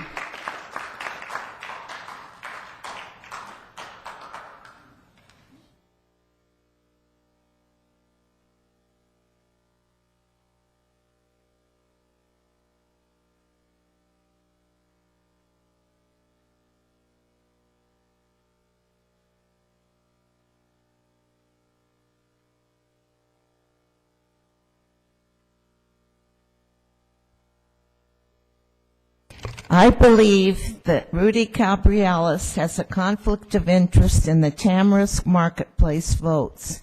He and his wife benefited financially from Walmart donations made to the High Desert Hispanic Chamber of Commerce, from which his wife received a commission from Walmart donations.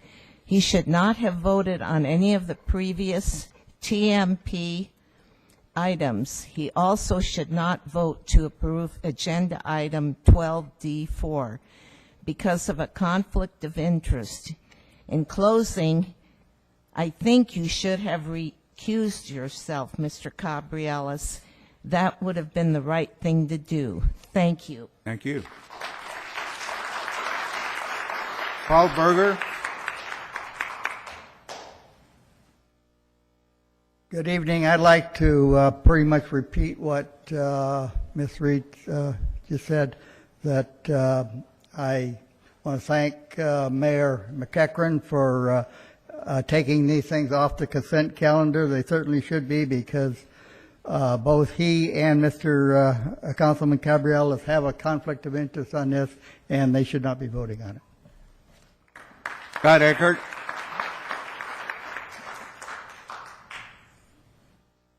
Thank you. I'm also here to ask Mr. Cabrialis to recuse himself from voting on this ordinance because of your continued conflict of interest on this and all TMP-related matters.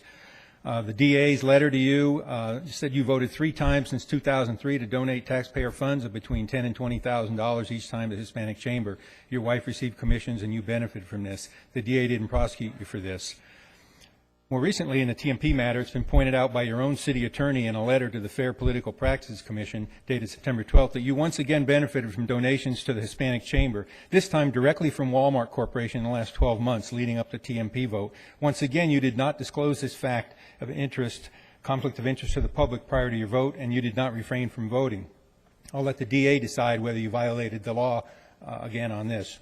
One of the intents of the conflict of interest is to keep elected officials like you from voting on certain matters after receiving financial benefit, in this case Walmart. However, your decision to ignore the DA's previous finding in July that you violated Government Code 1091 and turn right around and do the same thing on Tamarisk Marketplace in September is another slap in the face to the public and the DA. Just for clarity, you should state for the record tonight that you did receive a financial benefit from Walmart donations made to your wife's organization in the 12 months prior to TMP vote on September 18th. Then you should go one step further and refrain from voting on this ordinance tonight. Time's up. Ramon Serrano. Serrano. DeAndrea Hagan. Oh, hold on. No, that's fine. You're first. Come on. DeAndrea Hagan.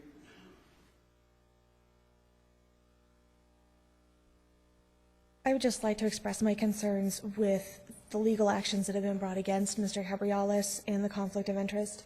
There are people who have been fighting this entire project for years. It's been brought to my attention just in the last 10 or 12 months. And the last thing I want to see is the whole thing dragged out further with a legal case that overturns everything, causing everyone to start over.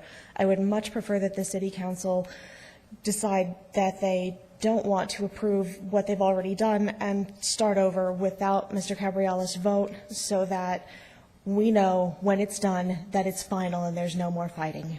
Thank you. Deborah Luft. Deborah Luft.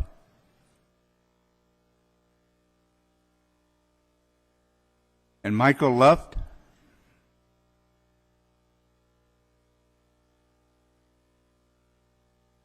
Good evening, City Council.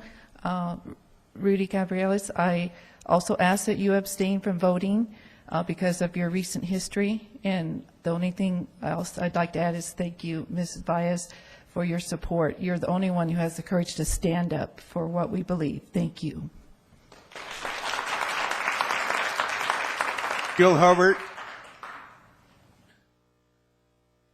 Good evening, City Council. I would just like to also just say that I support Ms. Baez in your stand, your courage for standing up for what is right against all odds, it seems like, and some of the comments I've heard tonight in regard to your stance on issues.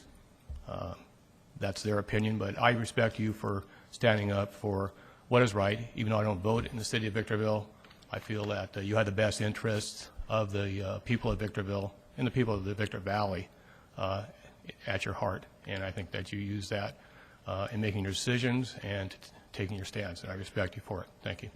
Corey Briggs.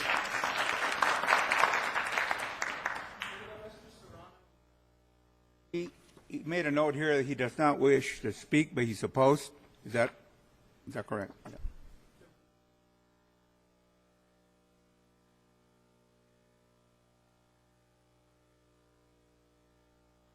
Jill Hubbard.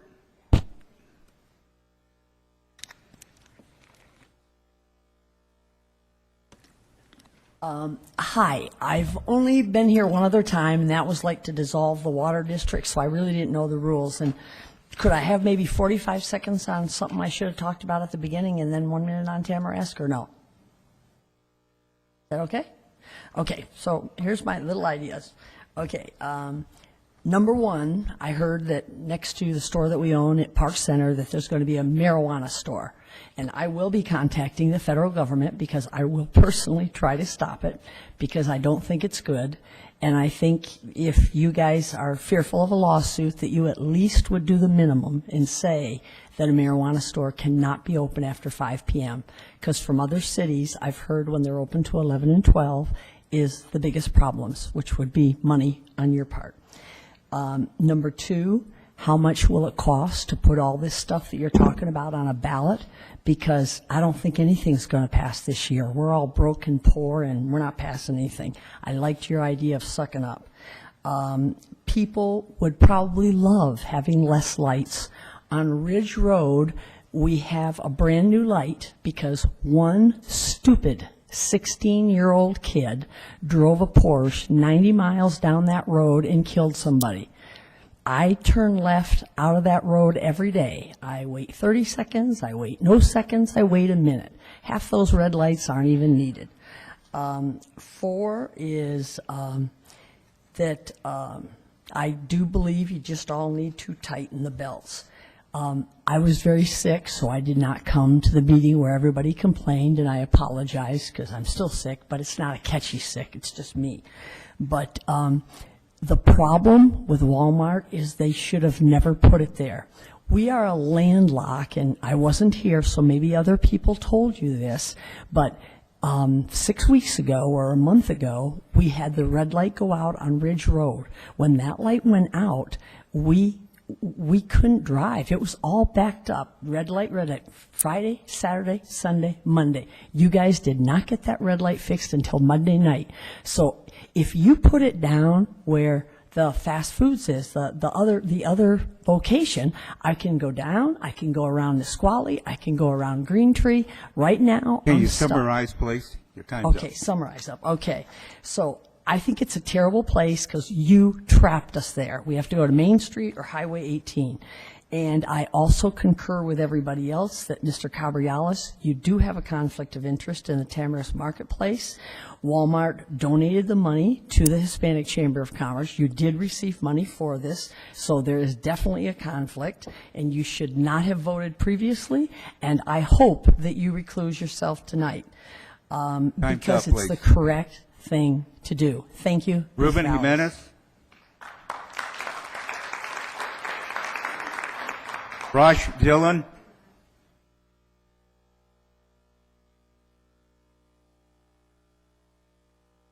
How you doing, council members? The reason I'm up here today is to speak in regards to Walmart.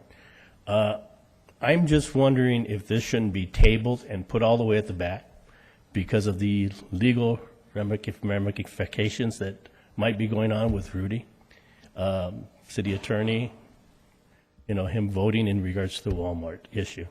And I was just wondering, one of the comments he made on the Sunday paper was that somebody wanted to sue him, he said, just to get back in line. Well, who's going to pay for that? Are we going to pay for that for his attorney, or how is that handled? Is the city paying for that? Are we paying for that? For what he has to say? Voting when he shouldn't vote? Doing the things he shouldn't be doing? I don't know about this man. I think he's been here too long. Thank you for your time. Thank you. Josh Dillon. Shirley Dillon.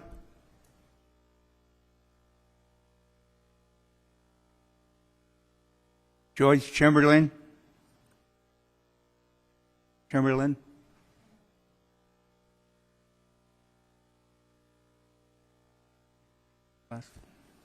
After her. Hi, good evening. I wrote it out, and I was going to talk more from my heart, but during I have a minute, I'm going to read what I have. Mr. Mayor and council members, good evening. My name is Joyce Chamberlain. I'm a school counselor. I'm a Spring Valley Lake resident, and I'm a candidate for the Victorville Elementary School Board. I, as other concerned citizens, have attended several of the council meetings in regards to the zone change in Spring Valley Lake. My son Miles is a 7th grader at Lakeview Middle School. I'm concerned for his safety as well as the safety for all students, not only at Lakeview, but the other 6 schools that surround the proposed area for this Walmart. When the old Walmart was on Bear Valley Road, as you have heard for several weeks, there has been several incidents, crime incidents, including robbery, shootings, rape, and murder, which results in a lockdown of Walmart and local businesses. Fortunately, there was no schools located within close proximity, not the case at the Spring Valley Lake location. Lockdowns in the school are very detrimental to our student safety as well as their psychological well-being. I urge that Mr. Cabrera's conflict of interest be investigated to confirm his right to vote on this issue. Thank you for your consideration. Thank you.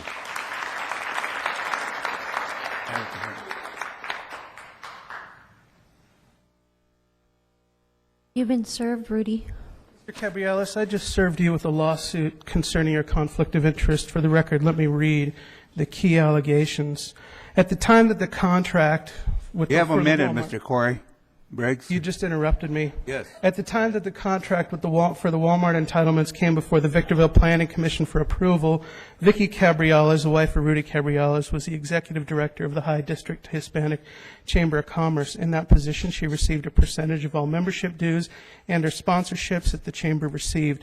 One of the chamber's biggest members over the last several years has been Walmart. On Walmart's behalf, both before and after the contract came before the Planning Commission, Ms. Cabriolas lobbied Mr. Cabriolas to vote in favor of the contract because, among other things, she would ultimately receive a larger paycheck from the chamber, which would also inure to the benefit of Mr. Cabriolas. Mr. Cabriolas agreed to do so, and in fact, he did so in large part to satisfy his wife's desires. At the time of approval of the contract by the Victorville City Council, Ms. Cabriolas was the executive director of the Hispanic Chambers Foundation. Your time's up. I encourage you to read Section 11 of the Thank you. complaint, Mr. Cabriolas.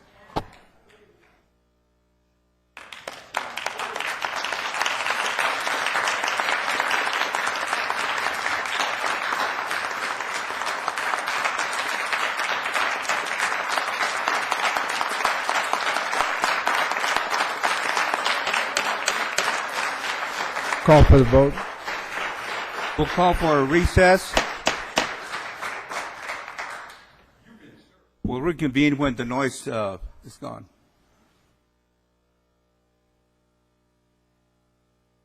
Okay, we do have a motion for item D4. I move for approval. I have some questions. On the second reading? Yeah. Called open session. I'd like to ask the attorney, regarding this lawsuit that was just served on Rudy, since we had other things that were served and we ended up continuing it, wouldn't it be prudent to continue this so that we can check it, investigate it? Because nobody's read the lawsuit. I understand that, but the ordinance, if you approve it today, still has 30 days before it becomes effective, so we have time to do that. And I'd just like to tell Rudy that, you know, if you do get sued and you do get a new council that turns over, believe it or not, I'm going to vote no on paying for your legal fees. So you're going to be on your own.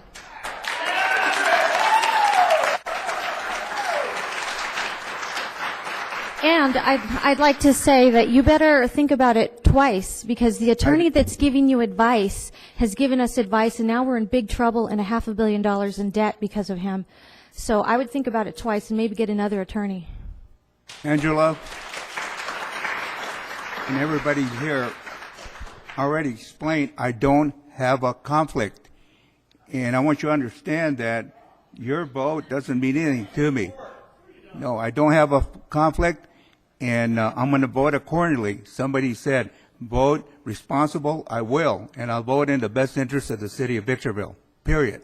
So are we against you. Okay, we have a motion and a second.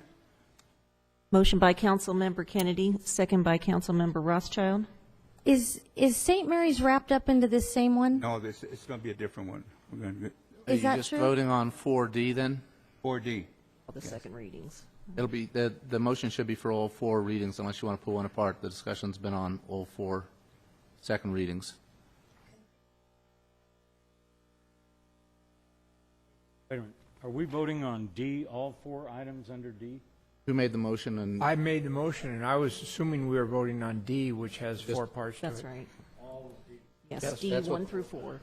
There's no problems with the hospital. So this is just the Walmart.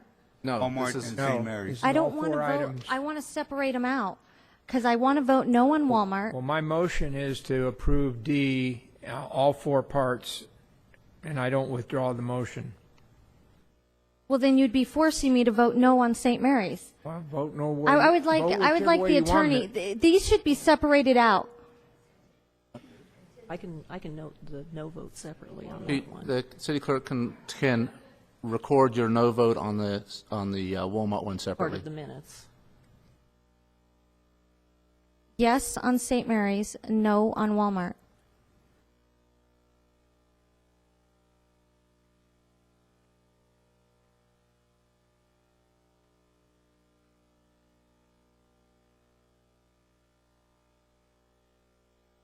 There are a total of 4 ordinances. So St. Mary's is 1, Walmart is 1. Is your vote yes on every? Related to St. Mary's. Okay. Okay. Just wanted to clarify, it's on all 4. Motion carries with Mayor McEachran absent.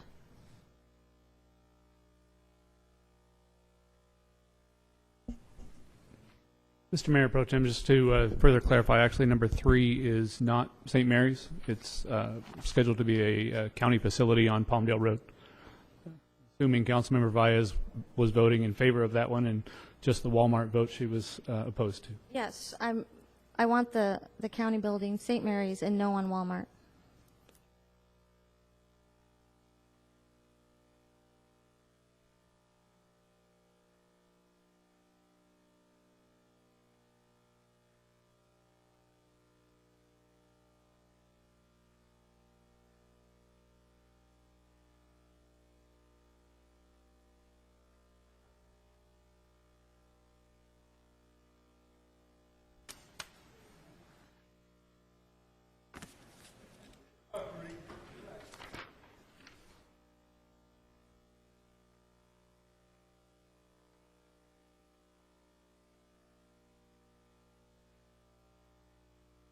All right, agenda item number 13 is a request to authorize the mayor.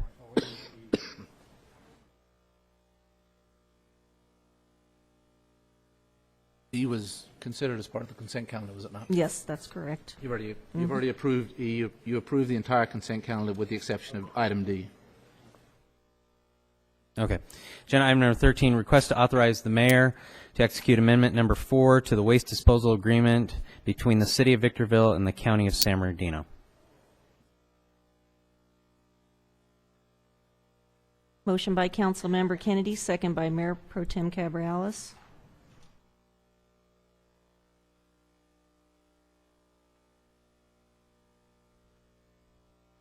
Mayor Pro Tem Cabrialis, may I have your vote? Thank you. Motion carries unanimously. Agenda item number 14, this is a request to adopt the Measure I 5-year capital improvement plan for fiscal years 2012-2013 through 2016-2017 and set forth in resolution number 12-059.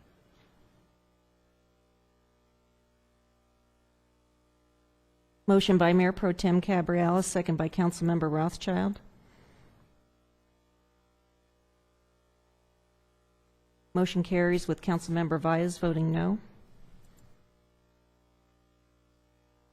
Agenda item number 15, this is a request to, 1, add the 2012 Village Drive Cape Seal Project, Mojave Drive to Puesta del Sol Drive, to the fiscal year 2012-2013 budget in the capital improvement program, and 2, appropriate additional funds in the amount of $77,000 from Measure I Local Fund number 256, and 3, award a contract to Corp Contracting, Inc. in the amount of $229,384.62 for the 2012 Village Drive Cape Seal project.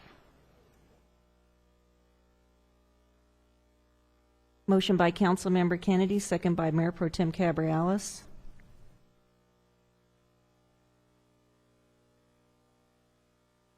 Motion carries unanimously. Item number 16, this is a request for council to make alternate appointments to the oversight boards of the former Victorville Redevelopment Agency and the Victor Valley Economic Development Authority, VEDA, as follows. Victorville Redevelopment Agency, 1, Sean McGlade, Director of Public Works, alternate to Doug Robertson, City Manager. 2, Sophie Escobar, Economic Development Administrator, alternate to Keith Metzler, Assistant City Manager. And Victor Valley Economic Development Authority, VEDA, Mr. Sean McGlade, Director of Public Works, alternate to Doug Robertson, City Manager.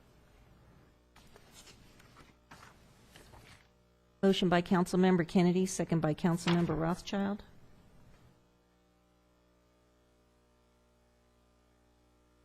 Motion carries with Councilmember Valles voting no. Agenda item 17 has already been dealt with. Moving on to agenda item number 18. This is discussion and possible action for council to consider giving direction to staff to proactively enforce ordinance number 1860, aggressive solicitation ordinance. I've been contacted, and I deal with, everywhere you go, you get approached and people ask you for money. And I wasn't sure at the time when I agendized this if we had a policy here. And I did get it, and I read it, and we do.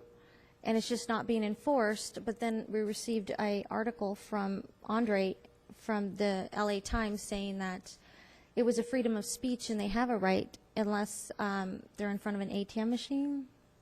Yes, I mean, this is an area of law that you are crossing over into the lines of violating constitutional free speech if an ordinance is too, what I would say, aggressive or too tight. Right now you have a relatively strong ordinance on your books that prohibits aggressive solicitation. It is probably defensible.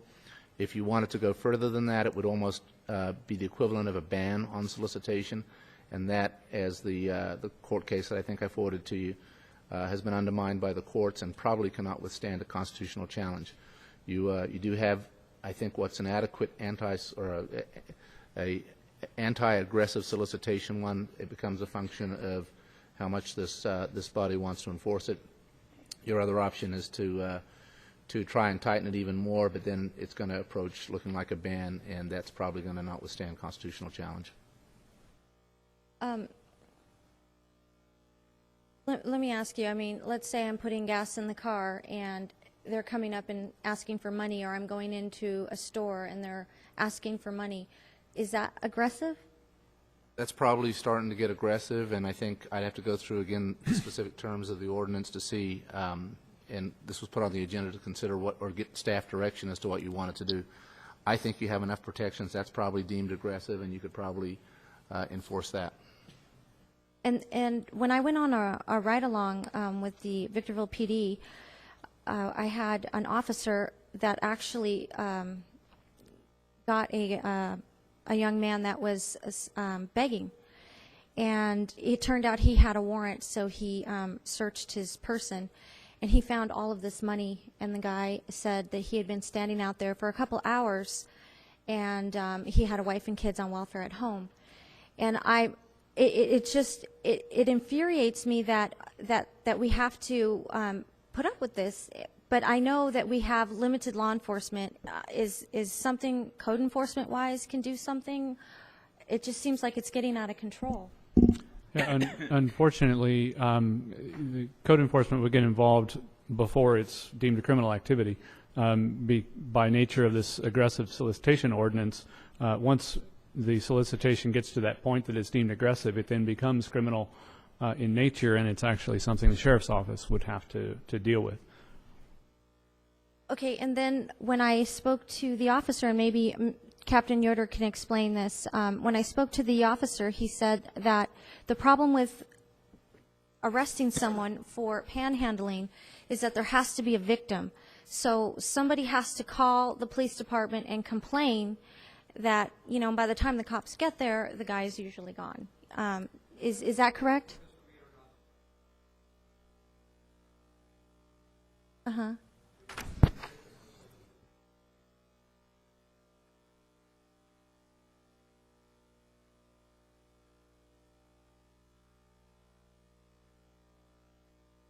And report back to you. Okay, that would be great.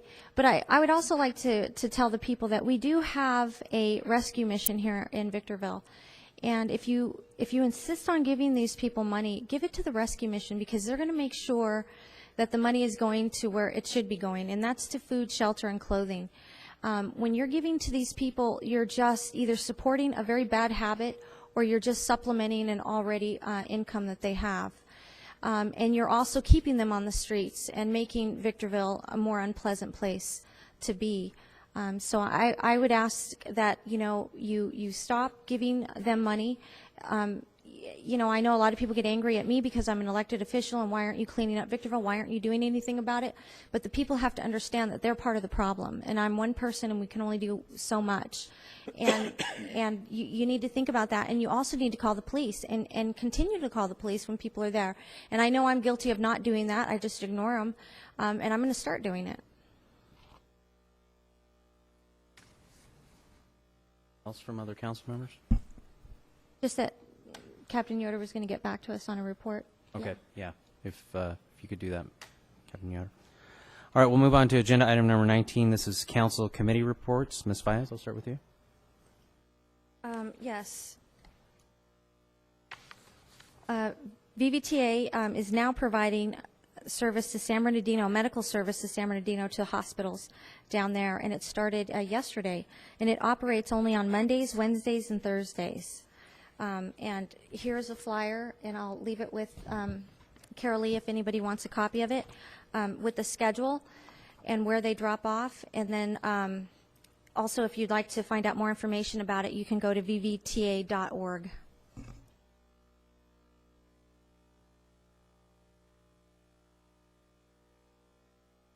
The only thing I would bring up with respect to Sandbag is there's a lot going on. We've got the DeVore interchange project, which continues to move forward, and would look to possibly go to construction this next year.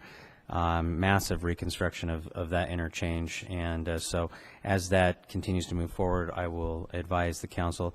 As well, I've asked the Sandbag Mountain Desert Committee to consider the earmarks that we voted to move over to the Green Tree extension at the last meeting, that they be considered to buy down the total cost of the project and not just go to all public share. That will go through the process at Mountain Desert and ultimately at the Sandbag board level. All right, moving on to agenda item number 20. This is discussion and possible action regarding items for the upcoming city council agenda. Mr. Rothschild? I have none. Kennedy? Nothing. Gary Ellis? No. Okay, and I have nothing as well.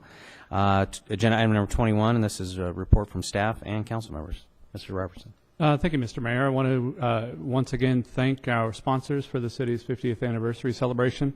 Everyone who attended paid for their meals, and ultimately the sponsors' contributions enabled us to pay for the video that was shown. That video, we're in the process of getting it up on our website now so that anyone who couldn't make it to the dinner is able to view it.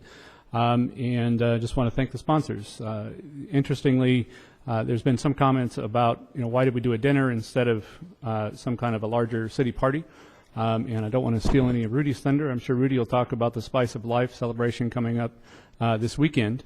But actually, Spice of Life started with the city's 40th, and ultimately it's been an annual event. So that Spice of Life is also a celebration of the city's birthday, the city's anniversary each year. Spice? I would just like to say thank you to Ro Ratcliffe. She is my TAC member for VVTA.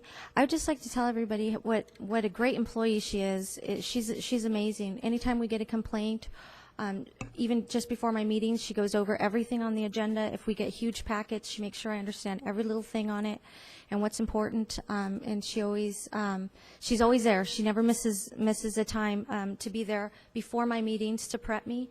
And then when we started getting a lot of complaints where the buses were so full with people that they were leaving people at the bus stops, what did she do? She actually got on the bus and started riding these routes that were full. And I just wanted to thank her, and she gave me a full report back and let me know that there is a big problem and we do need to restructure our bus lines and our schedules. I just want to say thank you, and I don't know who her boss is, but she's doing a great job. Mr. Glade is her boss, ultimately, and then, of course, myself. And I've commented before that she is definitely one of our best employees. We're lucky to have her here. Just a reminder, we do have Spice of Life. It's our 11th annual Spice of Life. Once again, this is a city event. It was sponsored by the city. But all the monies that are generated through sponsorships.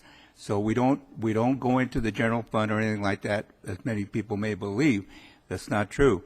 We do use city forces because it is on city property here, but our sponsors are the ones that carry the load as far as the financial on it, and we're doing pretty good this year.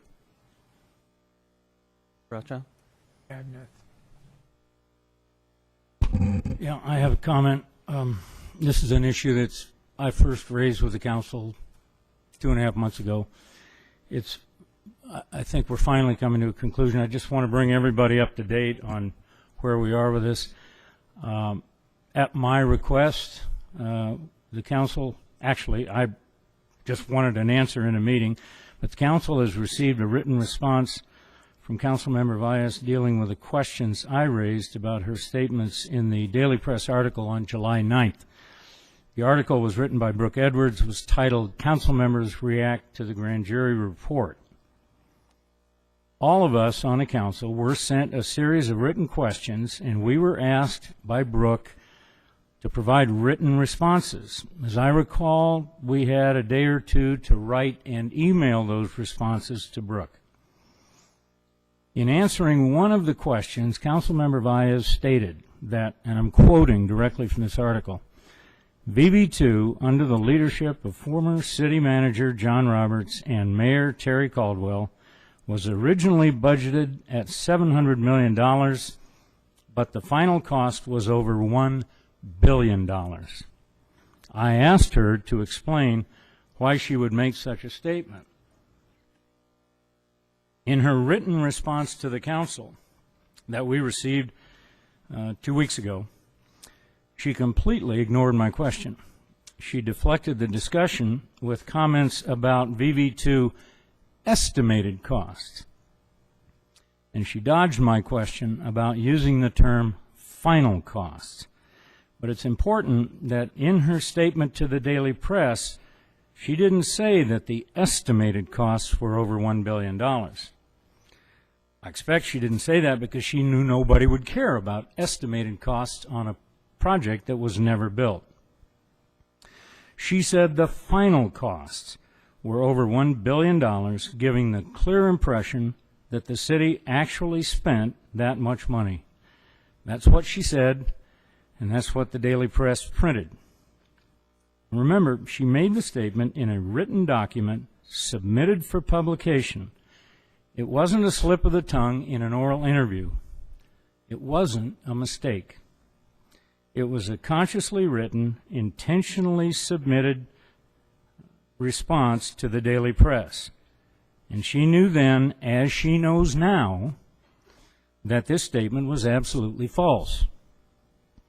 What troubles me the most, and what should trouble all of us, is that she refuses to acknowledge that she even made this statement. She refuses to acknowledge that her statement was wrong, and she refuses to explain to any of us why she would make such a statement. Now, I have to say that she did raise two important questions in her memo about writing off the costs of EV2 and about her idea of a loss on the wastewater treatment plant.